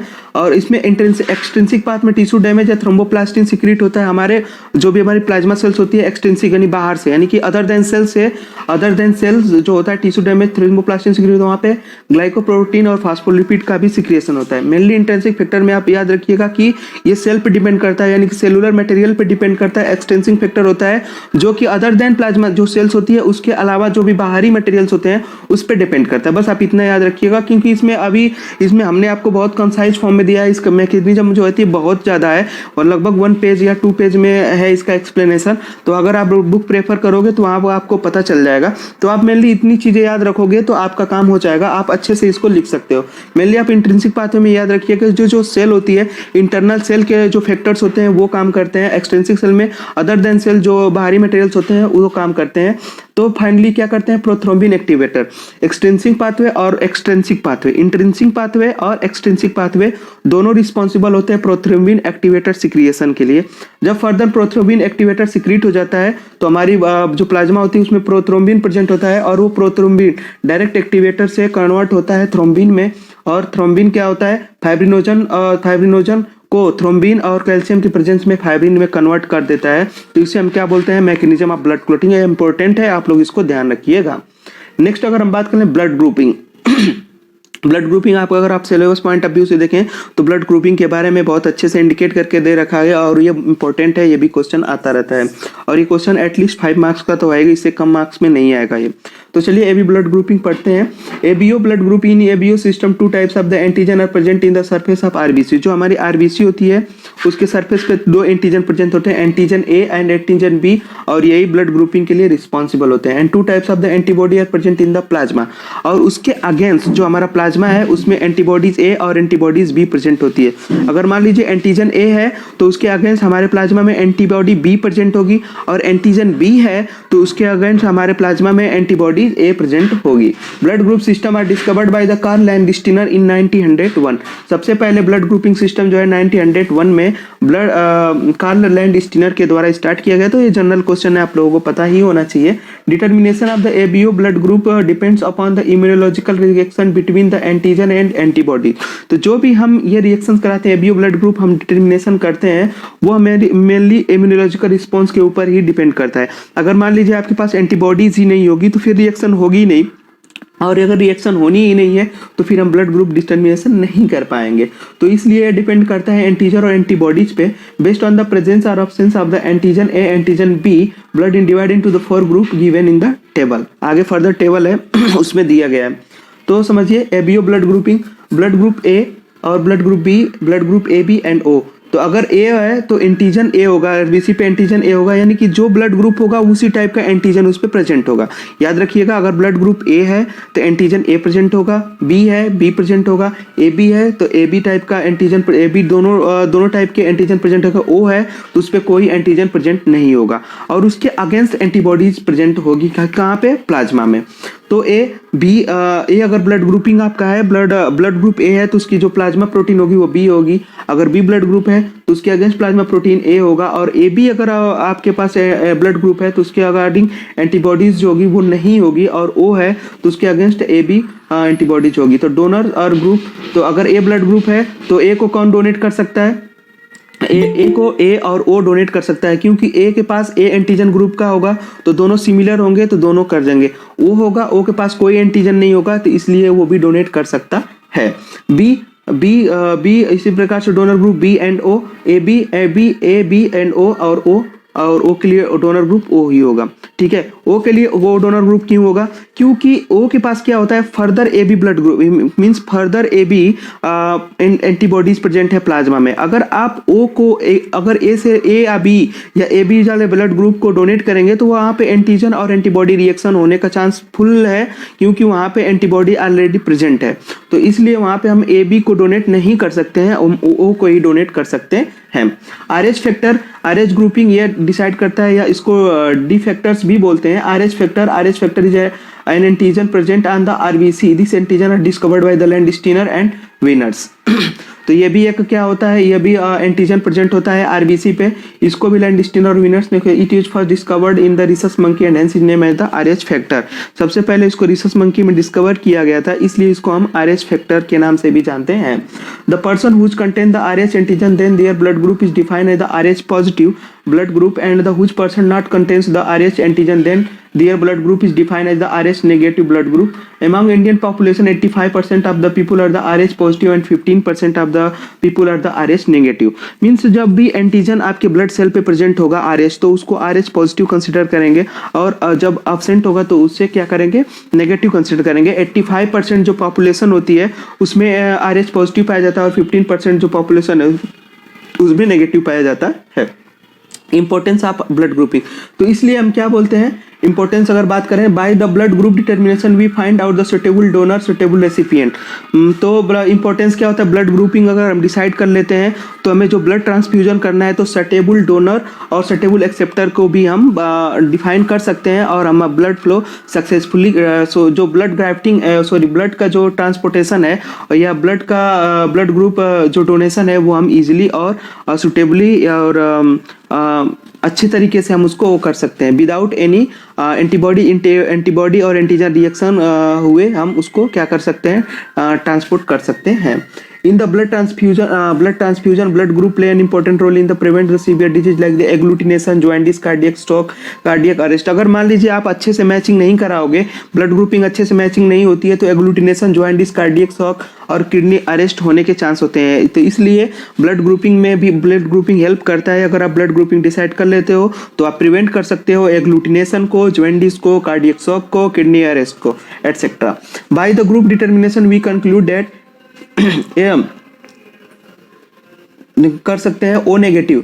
O negative is the universal donor. वो नेगेटिव जो होता है वो यूनिवर्सल डोनर होता है, क्योंकि वो ओ पे जो होता है ना तो कोई आरएच पॉजिटिव आरएच फैक्टर होता है और ना ही कोई एंटीजन होता है। तो इसलिए क्या होता है, यह यूनिवर्सल डोनर होता है। आप कहीं भी डोनेट कर दोगे इसको तो वो क्या हो जाएगा, इजिली उसके साथ ट्रांसफ्यूज हो जाएगा, और कोई भी एंटीजन और एंटीबॉडी रिएक्शन कॉज नहीं करेगा। Then A B positive in the universal acceptor blood group because it does not contain any antibodies A and B and Rh factor in the plasma blood. और A B positive जो होता है universal acceptor होता है, क्योंकि इसके acceptor होता है क्योंकि इसके पास सारे इसके पास क्या होते हैं, एंटीबॉडीज होती हैं इसके पास कोई भी एंटीबॉडीज नहीं होती है, एंटीबॉडीज जो होती है नहीं होती है इसके पास, और आरएच फैक्टर जो होता है वो भी प्रेजेंट होता है। तो because it does not contain any antibody और आरएच फैक्टर प्लाज्मा में प्रेजेंट होता है, तो इसलिए अगर आप किसी टाइप का भी ब्लड ग्रुप डोनेट करते हो तो ये इजिली एक्सेप्ट कर सकता है। नेक्स्ट अगर बात करते हैं deficiency disease of the blood and the blood group, तो इसमें क्या होगा, anaemia, haemophilia, sickle cell anaemia, leukaemia and thalassaemia. तो कुछ डिजीज के नाम दिए गए हैं, इसको आपको ध्यान रखना होगा। ज़्यादा डिस्क्रिप्शन तो नहीं दे रखा है आपके सिलेबस के अकॉर्डिंग, बहुत सारी चीज़ हमने कवर कर रखी है। बाकी इसमें कुछ डिजीज के नाम दे रखे हैं, आप इसके बारे में फर्दर बुक से प्रेफर करोगे तो आपको इसके बारे में जनरल नॉलेज के रूप में आपको मिल जाएगी, और ये जनरल चीज़ें हैं, आप लोगों को याद रखनी पड़ेगी। तो erythroblastosis fetalis one more disease depends on the Rh factor. Erythroblastosis fetalis, इस पे डायरेक्ट क्वेश्चन आता है, define the erythroblastosis fetalis. It is the mismatching blood group discovered disorder observe between the Rh negative blood group of the pregnant mother and Rh positive blood group of the foetus. तो इसमें क्या होता है, जब mother का blood group RH negative होता है और जो फीटस है उसका ब्लड ग्रुप आरएच पॉजिटिव होता है, then during the RH antigen of the features do not get expose to the RH। तो इनिशियली क्या होता है, प्लेसेंटा के थ्रू जो भी हमारा ब्लड ट्रांसफ्यूजन होता है तो उसके थ्रू हमारा ब्लड का मिक्सअप नहीं होता है, लेकिन ड्यूरिंग द डिलीवरी जब डिलीवरी होती है तो प्लेसेंटा क्या होता है, प्लेसेंटा का कुछ पार्ट क्या होता है, रप्चर होता है और वहीं से जो फीटस का ब्लड होता है वो रिमूव होके चला जाता है मदर ब्लड से, यानी मिक्स हो जाता है मदर ब्लड से। और जैसे ही मदर ब्लड से मिक्स होता है वहाँ पे एंटीजन और एंटीबॉडी रिएक्शन होने लगती है और वहाँ पे उसके अगेंस्ट एंटीबॉडीज बन के तैयार हो जाती है। तो however during the first pregnancy, जब फर्स्ट प्रेगनेंसी है, जो फर्स्ट चाइल्ड है वो इजीली डिलीवर्ड तो हो जाता है, लेकिन जब सेकेंड डिलीवरी होती है यानी कि सेकेंड चाइल्ड कंसीव करती है, यानी कि सेकेंड प्रेगनेंसी कंसीव की जाती है, तो उस टाइम जो चाइल्ड का ब्लड ग्रुप अगर पॉजिटिव हुआ तो जो एंटीबॉडीज बनी होती है उसको क्या करती है, डिस्ट्रॉय करने लगती है। और डिस्ट्रॉय करने लगती है तो बहुत सारे डिजीज होने के चांस होते हैं। लेकिन अभी रिसेंट ईयर में बहुत सारे हार्मोनल मटेरियल और बहुत सारे एंटी सप्रेसर आ चुके हैं जो कि मार्केट में अवेलेबल है और गवर्नमेंट द्वारा भी प्रोवाइड कराए जाते हैं, जिससे क्या अगर ऐसी कंडीशन है तो आप डायरेक्ट आफ्टर द डिलीवरी आप उस इंजेक्शन को करा सकते हैं, उसको इंसर्ट करा सकते हैं और डायरेक्ट उस इंजेक्ट कराने के थ्रू वो क्या होता है, जो भी सारे सिम्टम्स होते हैं वो क्या हो जाएंगे, सप्रेस हो जाएंगे और फर्दर जो सेकेंड प्रेगनेंसी होती है वो इजीली कंसीव की जा सकती है। In such cases the mother start preparing antibody, समझ गए। तो ये सारी चीज़ें होती हैं, ये सारी चीज़ें इसमें दे रखी है, ये आपको कंसाइज फॉर्म में दिया गया है, आपको ये सारी चीज़ें याद रखनी पड़ेगी। अगर मान लीजिए अगर आपने इंजेक्शन नहीं दिया है तो क्या होगा, सेकंड प्रेगनेंसी के दौरान जो फीटस होगा वो जॉन्डिस, एनीमिया, बहुत सारे रोगों से क्या हो जाएगा, ग्रसित हो जाएगा और फाइनली क्या हो जाएगा, बहुत सारा चांस होने नहीं, इजीली वो ग्रोथ नहीं कर पाएगा और वो प्रेगनेंसी जो होगी वो डिस्कार्डेड हो जाएगी। नेक्स्ट हम बात करेंगे अगले चैप्टर के बारे में, लिम्फेटिक सिस्टम में हम स्प्लीन और अदर लिम्फेटिक नोड्स के बारे में डिस्कस करेंगे। तो आज के लिए इतना ही। आज के हमने इस लेक्चर में हीमोपोएटिक सिस्टम के बारे में कवर किया। हाँ तो फ्रेंड्स, ये बहुत ही इंपॉर्टेंट टॉपिक है। इंपॉर्टेंट क्यों है इसमें, क्योंकि बहुत सारे MCQ क्वेश्चन इससे ही बनते हैं और जो लॉन्ग आंसर टाइप क्वेश्चन भी आते हैं वो इसी से आते हैं और ये ईजी है। ईजी आपके लिए बहुत सारे ईजी है, क्योंकि अगर किसी भी बुक को आप प्रेफर करोगे तो वहाँ पे डायग्रामेटिक आप 1-2 डायग्राम है, जो इंपॉर्टेंट डायग्राम है वो आप उसको इजीली ड्रॉ कर लोगे तो ये चैप्टर कंप्लीट हो जाता है फ्रेंड। तो आज के लिए इतना ही फ्रेंड्स। तो नेक्स्ट चैप्टर हम लिम्फेटिक सिस्टम में करते हैं। आज के लिए इतना ही friend. Thank you for watching friends. और हमसे जुड़े रहने के लिए फ्रेंड आप डायरेक्ट हमारी वेबसाइट notescard.com पे विजिट कीजिए। वहाँ पे जो फर्स्ट ईयर के हैं बहुत सारे नोट्स वहाँ पे अवेलेबल हैं, आप वहाँ से डायरेक्ट नोट से लेके पढ़ सकते हैं फ्रेंड्स। और सेकेंड ईयर के भी हमने कुछ चैप्टर स्टार्ट कर दिए हैं और सेकेंड ईयर का भी चल रहा है फ्रेंड्स। अभी वीडियो में दिक्कत है, वीडियो अभी सेकेंड ईयर के लिए नहीं हो पाएगी क्योंकि टीचर अभी नहीं है, लेकिन फिर फर्दर आप लोगों को वीडियो भी प्रोवाइड करा दी जाएगी फ्रेंड। तो मिलते हैं हम नेक्स्ट क्लास में लिम्फेटिक सिस्टम के साथ। Thank you for all you friends. मिलते हैं नेक्स्ट क्लास में।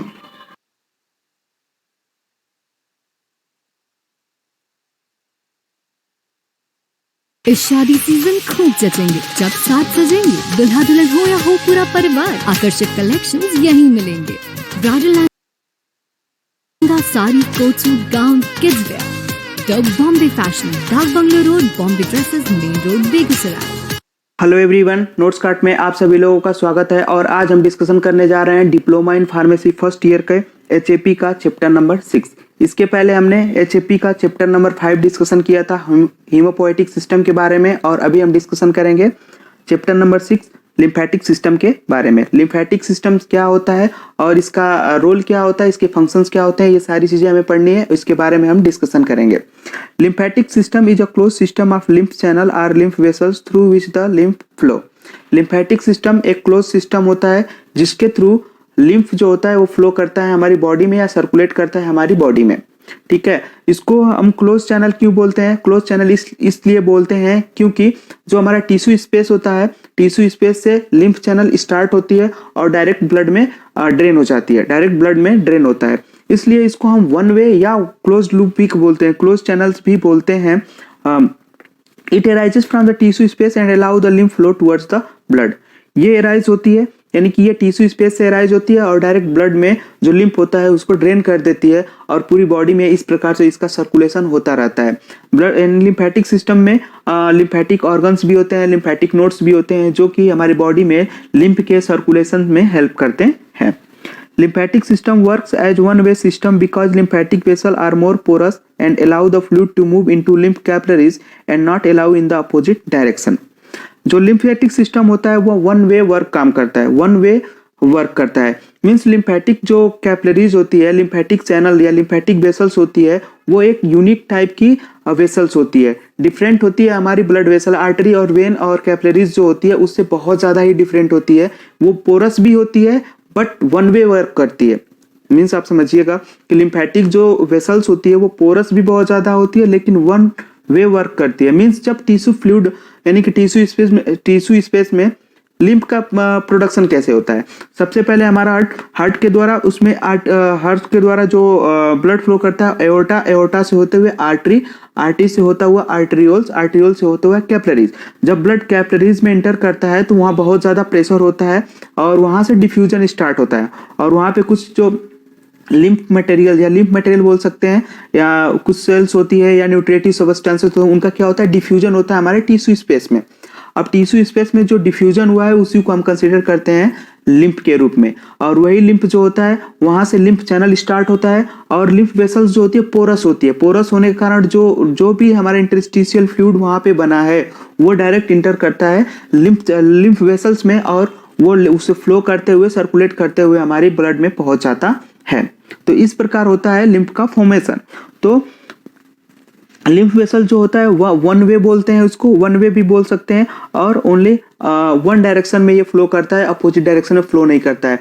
क्यों हमने बोला कि आर्टरी और वेन से डिफरेंस होता है, क्योंकि लिम्फ चैनल जो होता है वो बहुत ज़्यादा पोरस होता है। फिर भी पोरस होने के कारण भी उसमें से जो लिम्फ होता है वो वन वे फ्लो करता है, न कि व्हेन द टिश्यू स्पेस में जब लिम्फ इकट्ठा होता है तो वह लिम्फ कैपिलरीज में इंटर करता है लेकिन उससे बाहर नहीं आता है, इसलिए उसको हम क्या बोलते हैं, वन वे बोलते हैं। Lymphatic system participate in our immune system and prevent against any infection or disease because it contain the lymphocyte cells and other antibodies. Lymphatic system जो होता है हमारे इम्यून सिस्टम में भी पार्टिसिपेट करता है। क्यों? क्योंकि लिम्फ में बहुत सारे ब्लड सेल्स भी होती हैं, जैसे मैक्रोफेजेज, नेचुरल किलर सेल्स या लिम्फेटिक सेल्स, जो कि उसको प्रिवेंट करती है, इम्यूनिटी के लिए काम करती है। Then lymph is a clear to white fluid form from the interstitial fluid and flow in the lymphatic system. Lymph जो होता है उसे इंटरस्टिशियल फ्लूइड भी कंसीडर किया जाता है और उसका जो नेचर होता है वाइट एंड क्लियर होता है। It about 120 ml of lymph flow into the blood per hour. Out of this, about 100 ml per hour blood flow through the thoracic duct and 20 ml per hour flow through the right thoracic duct. Means 120 ml जो lymph होता है वह total circulate करता है हमारी body में, लेकिन उसमें से जो 100 ml पर आवर होता है वो थोरेसिक डक्ट के थ्रू और 20 ml पर आवर हमारे राइट लिम्फेटिक डक्ट के थ्रू फ्लो करता है। नेक्स्ट बात करें composition of lymph. It is formed by the 95% of the water and 4% of the solid. जो लिम्फ होता है वो 96% वाटर से बना होता है, 4% ऑफ द सॉलिड से बना होता है। Some blood cells are also present in the lymph. Solid substance present in the form of organic substances, inorganic substances and cellular compound. Organic substances में protein, lipid, amino acids, carbohydrate, enzymes and clotting factor include होते हैं। Inorganic substances में sodium ion, calcium ion, chloride ion and HCO3 ion include होता है। Cellular compounds में अगर बात करें, मैक्रोफेजेस सेल, मोनोसाइट्स और प्लाज्मा सेल्स होती है जो कि ऑलरेडी लिम्फ में प्रेजेंट होती है और हमारे इम्यूनोलॉजिकल रिस्पॉन्स के लिए रिस्पॉन्सिबल होती हैं। नेक्स्ट अगर हम बात करें formation of lymph, when the blood passes through the blood capillaries. हमने आपको बताया कि जब हार्ट के थ्रू ब्लड एओर्टा से होते हुए आर्टरी से होते हुए आर्टरियोल्स एंड आर्टरियोल से होते हुए जब कैपिलरीज में जाता है, देन टिश्यू टू वेनस इन, जब वेनस इन पे पहुंचता है तो वहां से कुछ डिफ्यूजन होता है, कैपिलरीज से डिफ्यूजन होता है और वही डिफ्यूजन जो होता है वो टिश्यू स्पेस में चला जाता है और वहीं से टिश्यू स्पेस में जो फ्लूइड गया है उसी को हम क्या बोलते हैं, लिम्फ बोलते हैं। Then major part of the fluid flow and small amount of fluid passes into the lymph capillaries. Then जो वो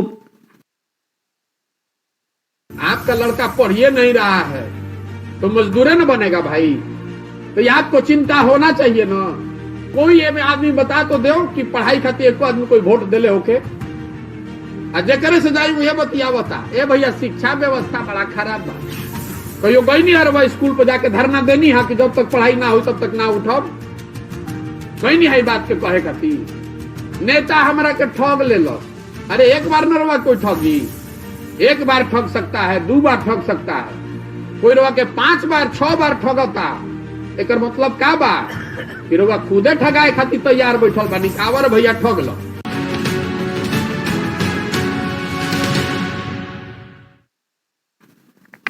जो भी डिफ्यूजिंग मटेरियल टिश्यू स्पेस में पड़ा है वो लिम्फ कैपिलरीज से होते हुए हमारे ब्लड में इंटर करता है और ब्लड में इंटर करता हुआ ब्लड का में इंटर करते हुए हमारी पूरी बॉडी में सर्कुलेट करता है।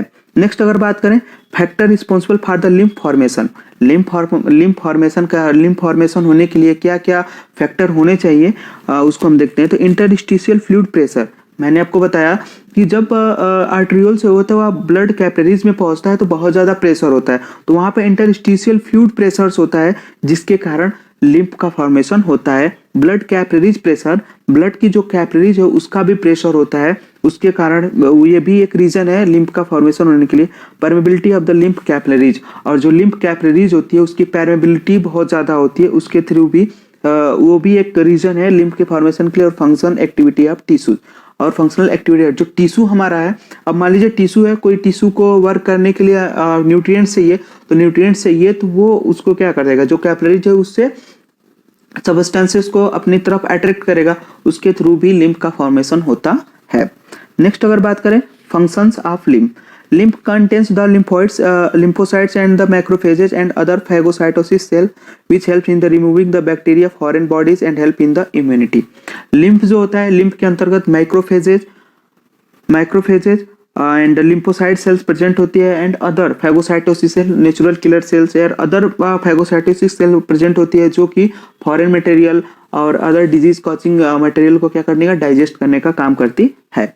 Lymph is the rich source of the protein and minerals, so it help in the redistribution of fluid in the body part. और लिम्फ होता है, बहुत सारे लिम्फ में न्यूट्रिटिव मटेरियल्स होते हैं जो कि हमारी बॉडी में फ्लो करता है, और जहाँ जहाँ पे आवश्यकता होती है वहाँ से लिम्फ के द्वारा न्यूट्रिटिव मटेरियल्स को ले लिया जाता है और फंक्शन परफॉर्म किया जाता है बॉडी पार्ट्स के द्वारा। तो इस तरह से यह एक चैनल ऐसा भी होता है जो कि हमारी बॉडी में न्यूट्रिशन सप्लाई को भी फ्लो कराता है। नेक्स्ट पॉइंट हम बात करें, lymph flow is responsible for the maintenance of structural and functional integrity of the tissue. Lymph flow he responsible होता है टिश्यूज के बीच में इंटीग्रिटी या कोऑर्डिनेशन के लिए, ठीक है। Next, obstruction of lymph flow affect various tissues particularly myocardium, nephron and hepatic cell. अगर मान लीजिए लिम्फ फ्लो हो रहा है, अगर उसमें कोई ऑब्स्ट्रक्शन आ जाता है तो वो बहुत सारे टिश्यूज या वेरियस टिश्यूज या वेरियस ऑर्गन्स को डिफेक्ट कर सकते हैं, जैसे myocardium, nephrons and hepatic sales. Next अगर हम बात करें स्प्लीन, स्प्लीन एक मेजर स्प्लीन को हम क्या करते हैं, लार्जेस्ट लिम्फेटिक ऑर्गन के रूप में भी कंसिडर करते हैं। तो जब भी आपका कोई क्वेश्चन आता है कि आप डिफाइन करो लिम्फेटिक सिस्टम के बारे में, डिफाइन द लिम्फेटिक सिस्टम, अगर वो 10 मार्क्स में है या 5 मार्क्स में आपको पूछा जाता है तो आप लिम्फेटिक सिस्टम के साथ साथ स्प्लीन का भी डिस्क्रिप्शन देना वहाँ पे जरूरी होगा वहाँ पे, क्योंकि स्प्लीन मेजर लिम्फेटिक ऑर्गन होता है, इसलिए वहाँ पे स्प्लीन के बारे में लिखना जरूरी है। तो चलिए हम बात करते हैं स्प्लीन के बारे में। Introduction, spleen is the highly vascular lymphoid organ present in the body. It is situated in the left hypochondriac region that is upper left part of the abdomen, behind the stomach and just below the diaphragm. तो सबसे पहले spleen की अगर बात करें तो highly vascularised lymphatic organ होता है, सबसे हाईली वेस्कुलराइज्ड लिम्फेटिक ऑर्गन होता है या लार्ज लिम्फेटिक ऑर्गन भी इसको कंसिडर करते हैं।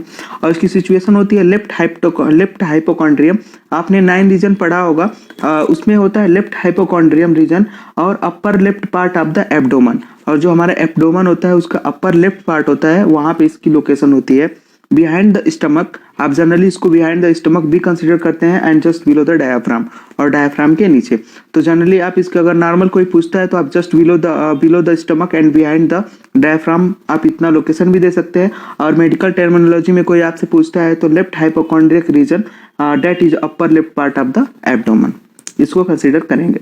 The spleen is the part of our lymphatic system which fight against the infection and keep your body fluid in balance. Means spleen जो होता है वो हमारे लिम्फेटिक सिस्टम का मेजर ऑर्गन होता है या फर्स्ट लार्जेस्ट ऑर्गन होता है जो कि इन्फेक्शन के अगेंस्ट फाइट करने का काम करता है और हमारी बॉडी के में फ्लूइड बैलेंस को बनाए रखने का काम करता है। Next, structure of the spleen की बात करें तो it is similar structure to the lymph nodes and covered by an outer serous coat and the inner fibromuscular capsule। तो यह जो हमारा स्प्लीन होता है वो लिम्फ नोड्स की तरह ही होता है। इसका स्ट्रक्चर भी होता है, हमारी बॉडी में बहुत सारी जगहों पे लिम्फ नोड्स पाए जाते हैं, तो उसी प्रकार वो लिम्फ नोड्स होते हैं। और स्प्लीन क्या है? ऑर्गन है, तो इसका भी स्ट्रक्चर कुछ इस तरह लिम्फ नोड्स की तरह ही होता है। आउटर जो कवरिंग होती है उसको सेरस कोट बोलते हैं और इनर जो होता है उसको फाइब्रोमस्कुलर कैप्सूल बोलते हैं।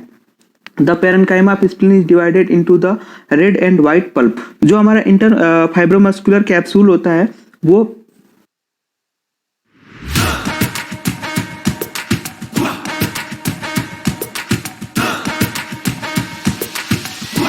Sonata, a Tata product।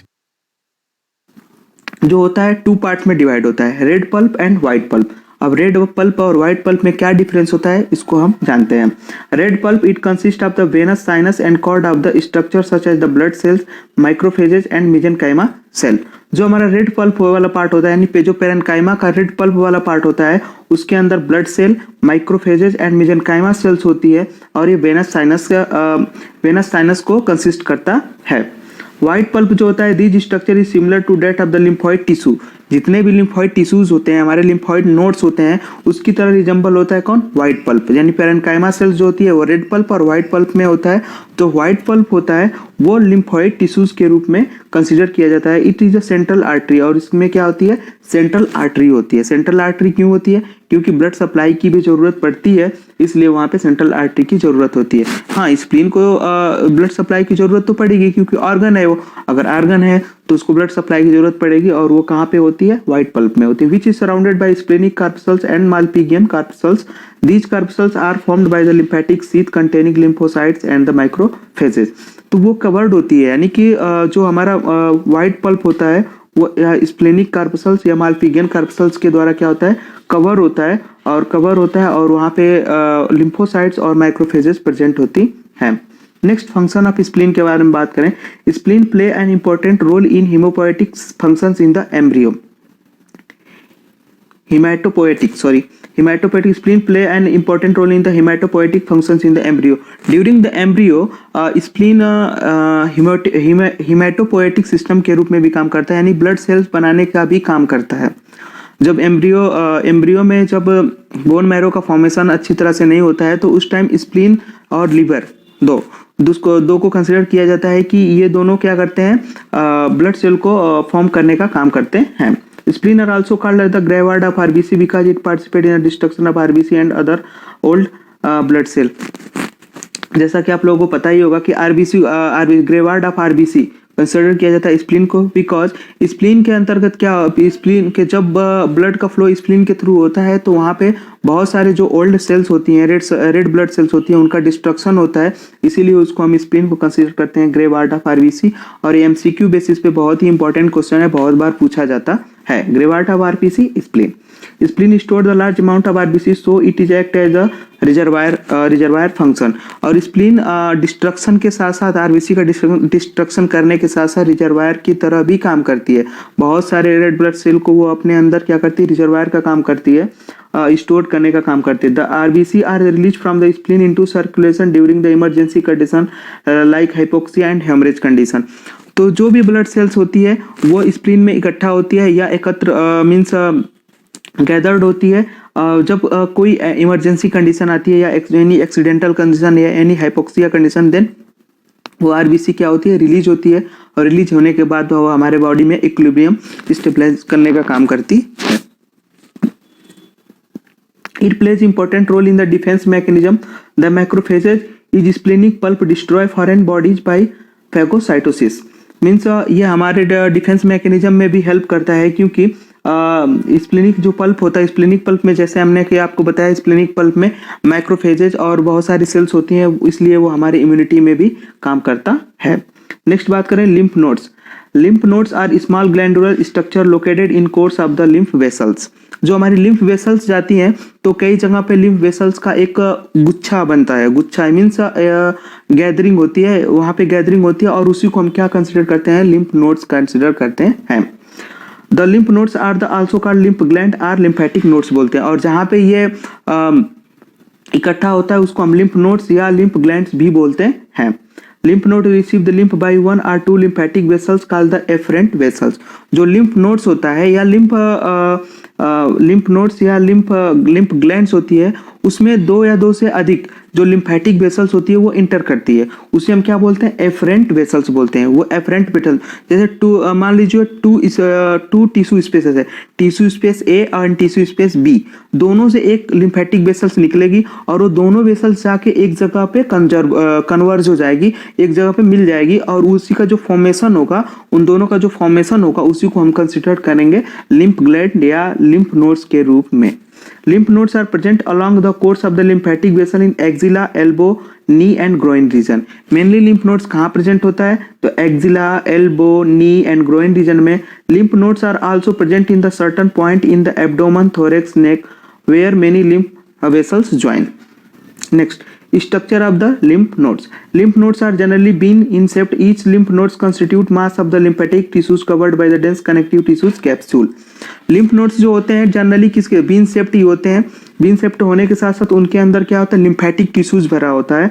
Lymphatic tissues यानी कि मेनली क्या, कनेक्टिव टिश्यूज ही होते हैं, जो arranged in the 3 layers namely cortex, paracortex and medulla, और वो 3 लेयर से कवर होती है। वो कैप्सूल बनता है, जो उसका स्ट्रक्चर होता है वो कॉर्टेक्स, पैराकॉर्टेक्स एंड मेडुला। जो आउटर कवरिंग होती है उसको कॉर्टेक्स बोलते हैं, बीच में मिडिल में पैराकॉर्टेक्स, और जो इनर पार्ट होता है उसको क्या बोलते हैं, मेडुला बोलते हैं। जब भी आप बुक्स में आप स्ट्रक्चर देखेंगे लिम्फ नोड्स का, तो जो आउटर कवरिंग है उसको कॉर्टेक्स कंसिडर करेंगे, और जो उसके नीचे होता है उसके कॉर्टेक्स, उसके बाद पैराकॉर्टेक्स, और जो इनर पार्ट होता है उसको हम कंसिडर करते हैं मेडुला के रूप में। Cortex of the lymph consist of the lymphoid follicles.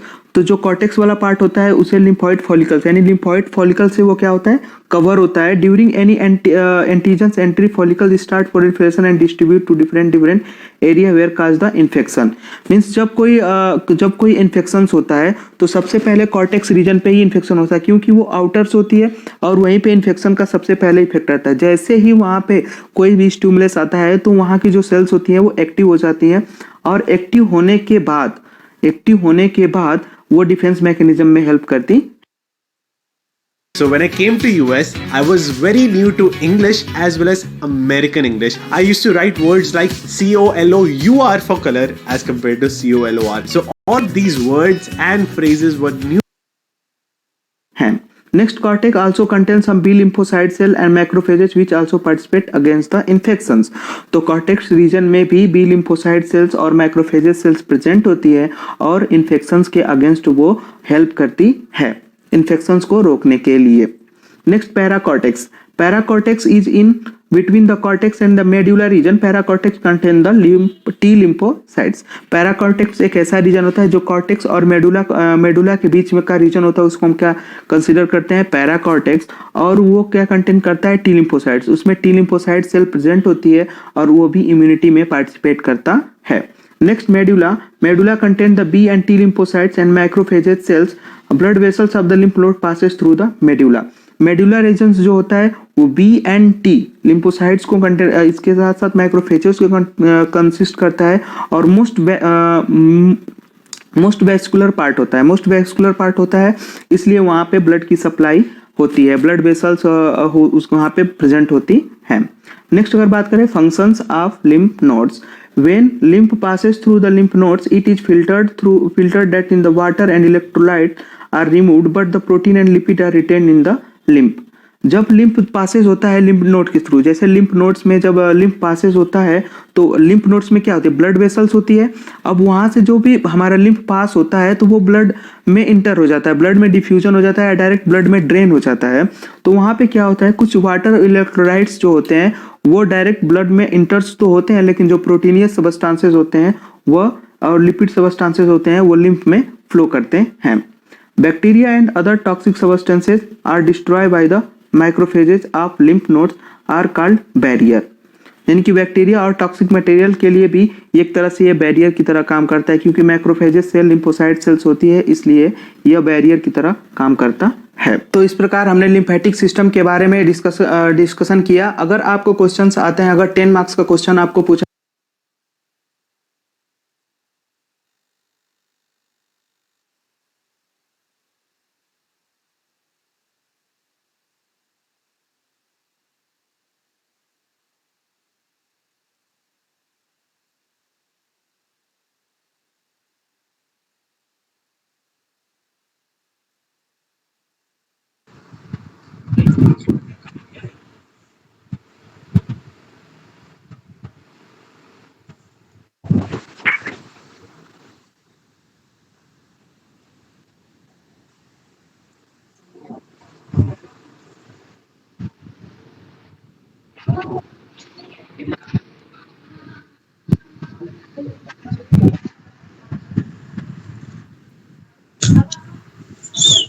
Sir आज का क्लास खत्म हो गया।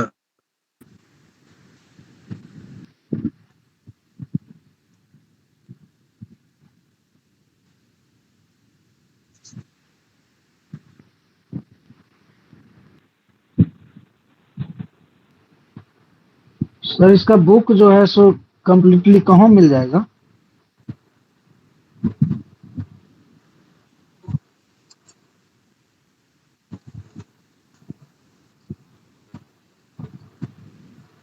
जी सर।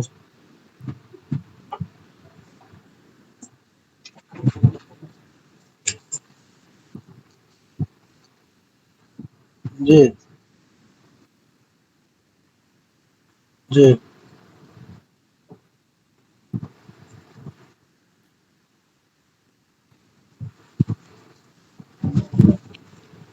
जी जी।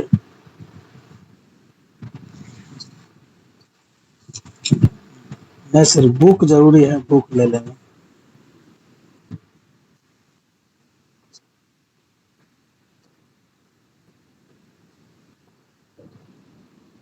ठीक ठीक।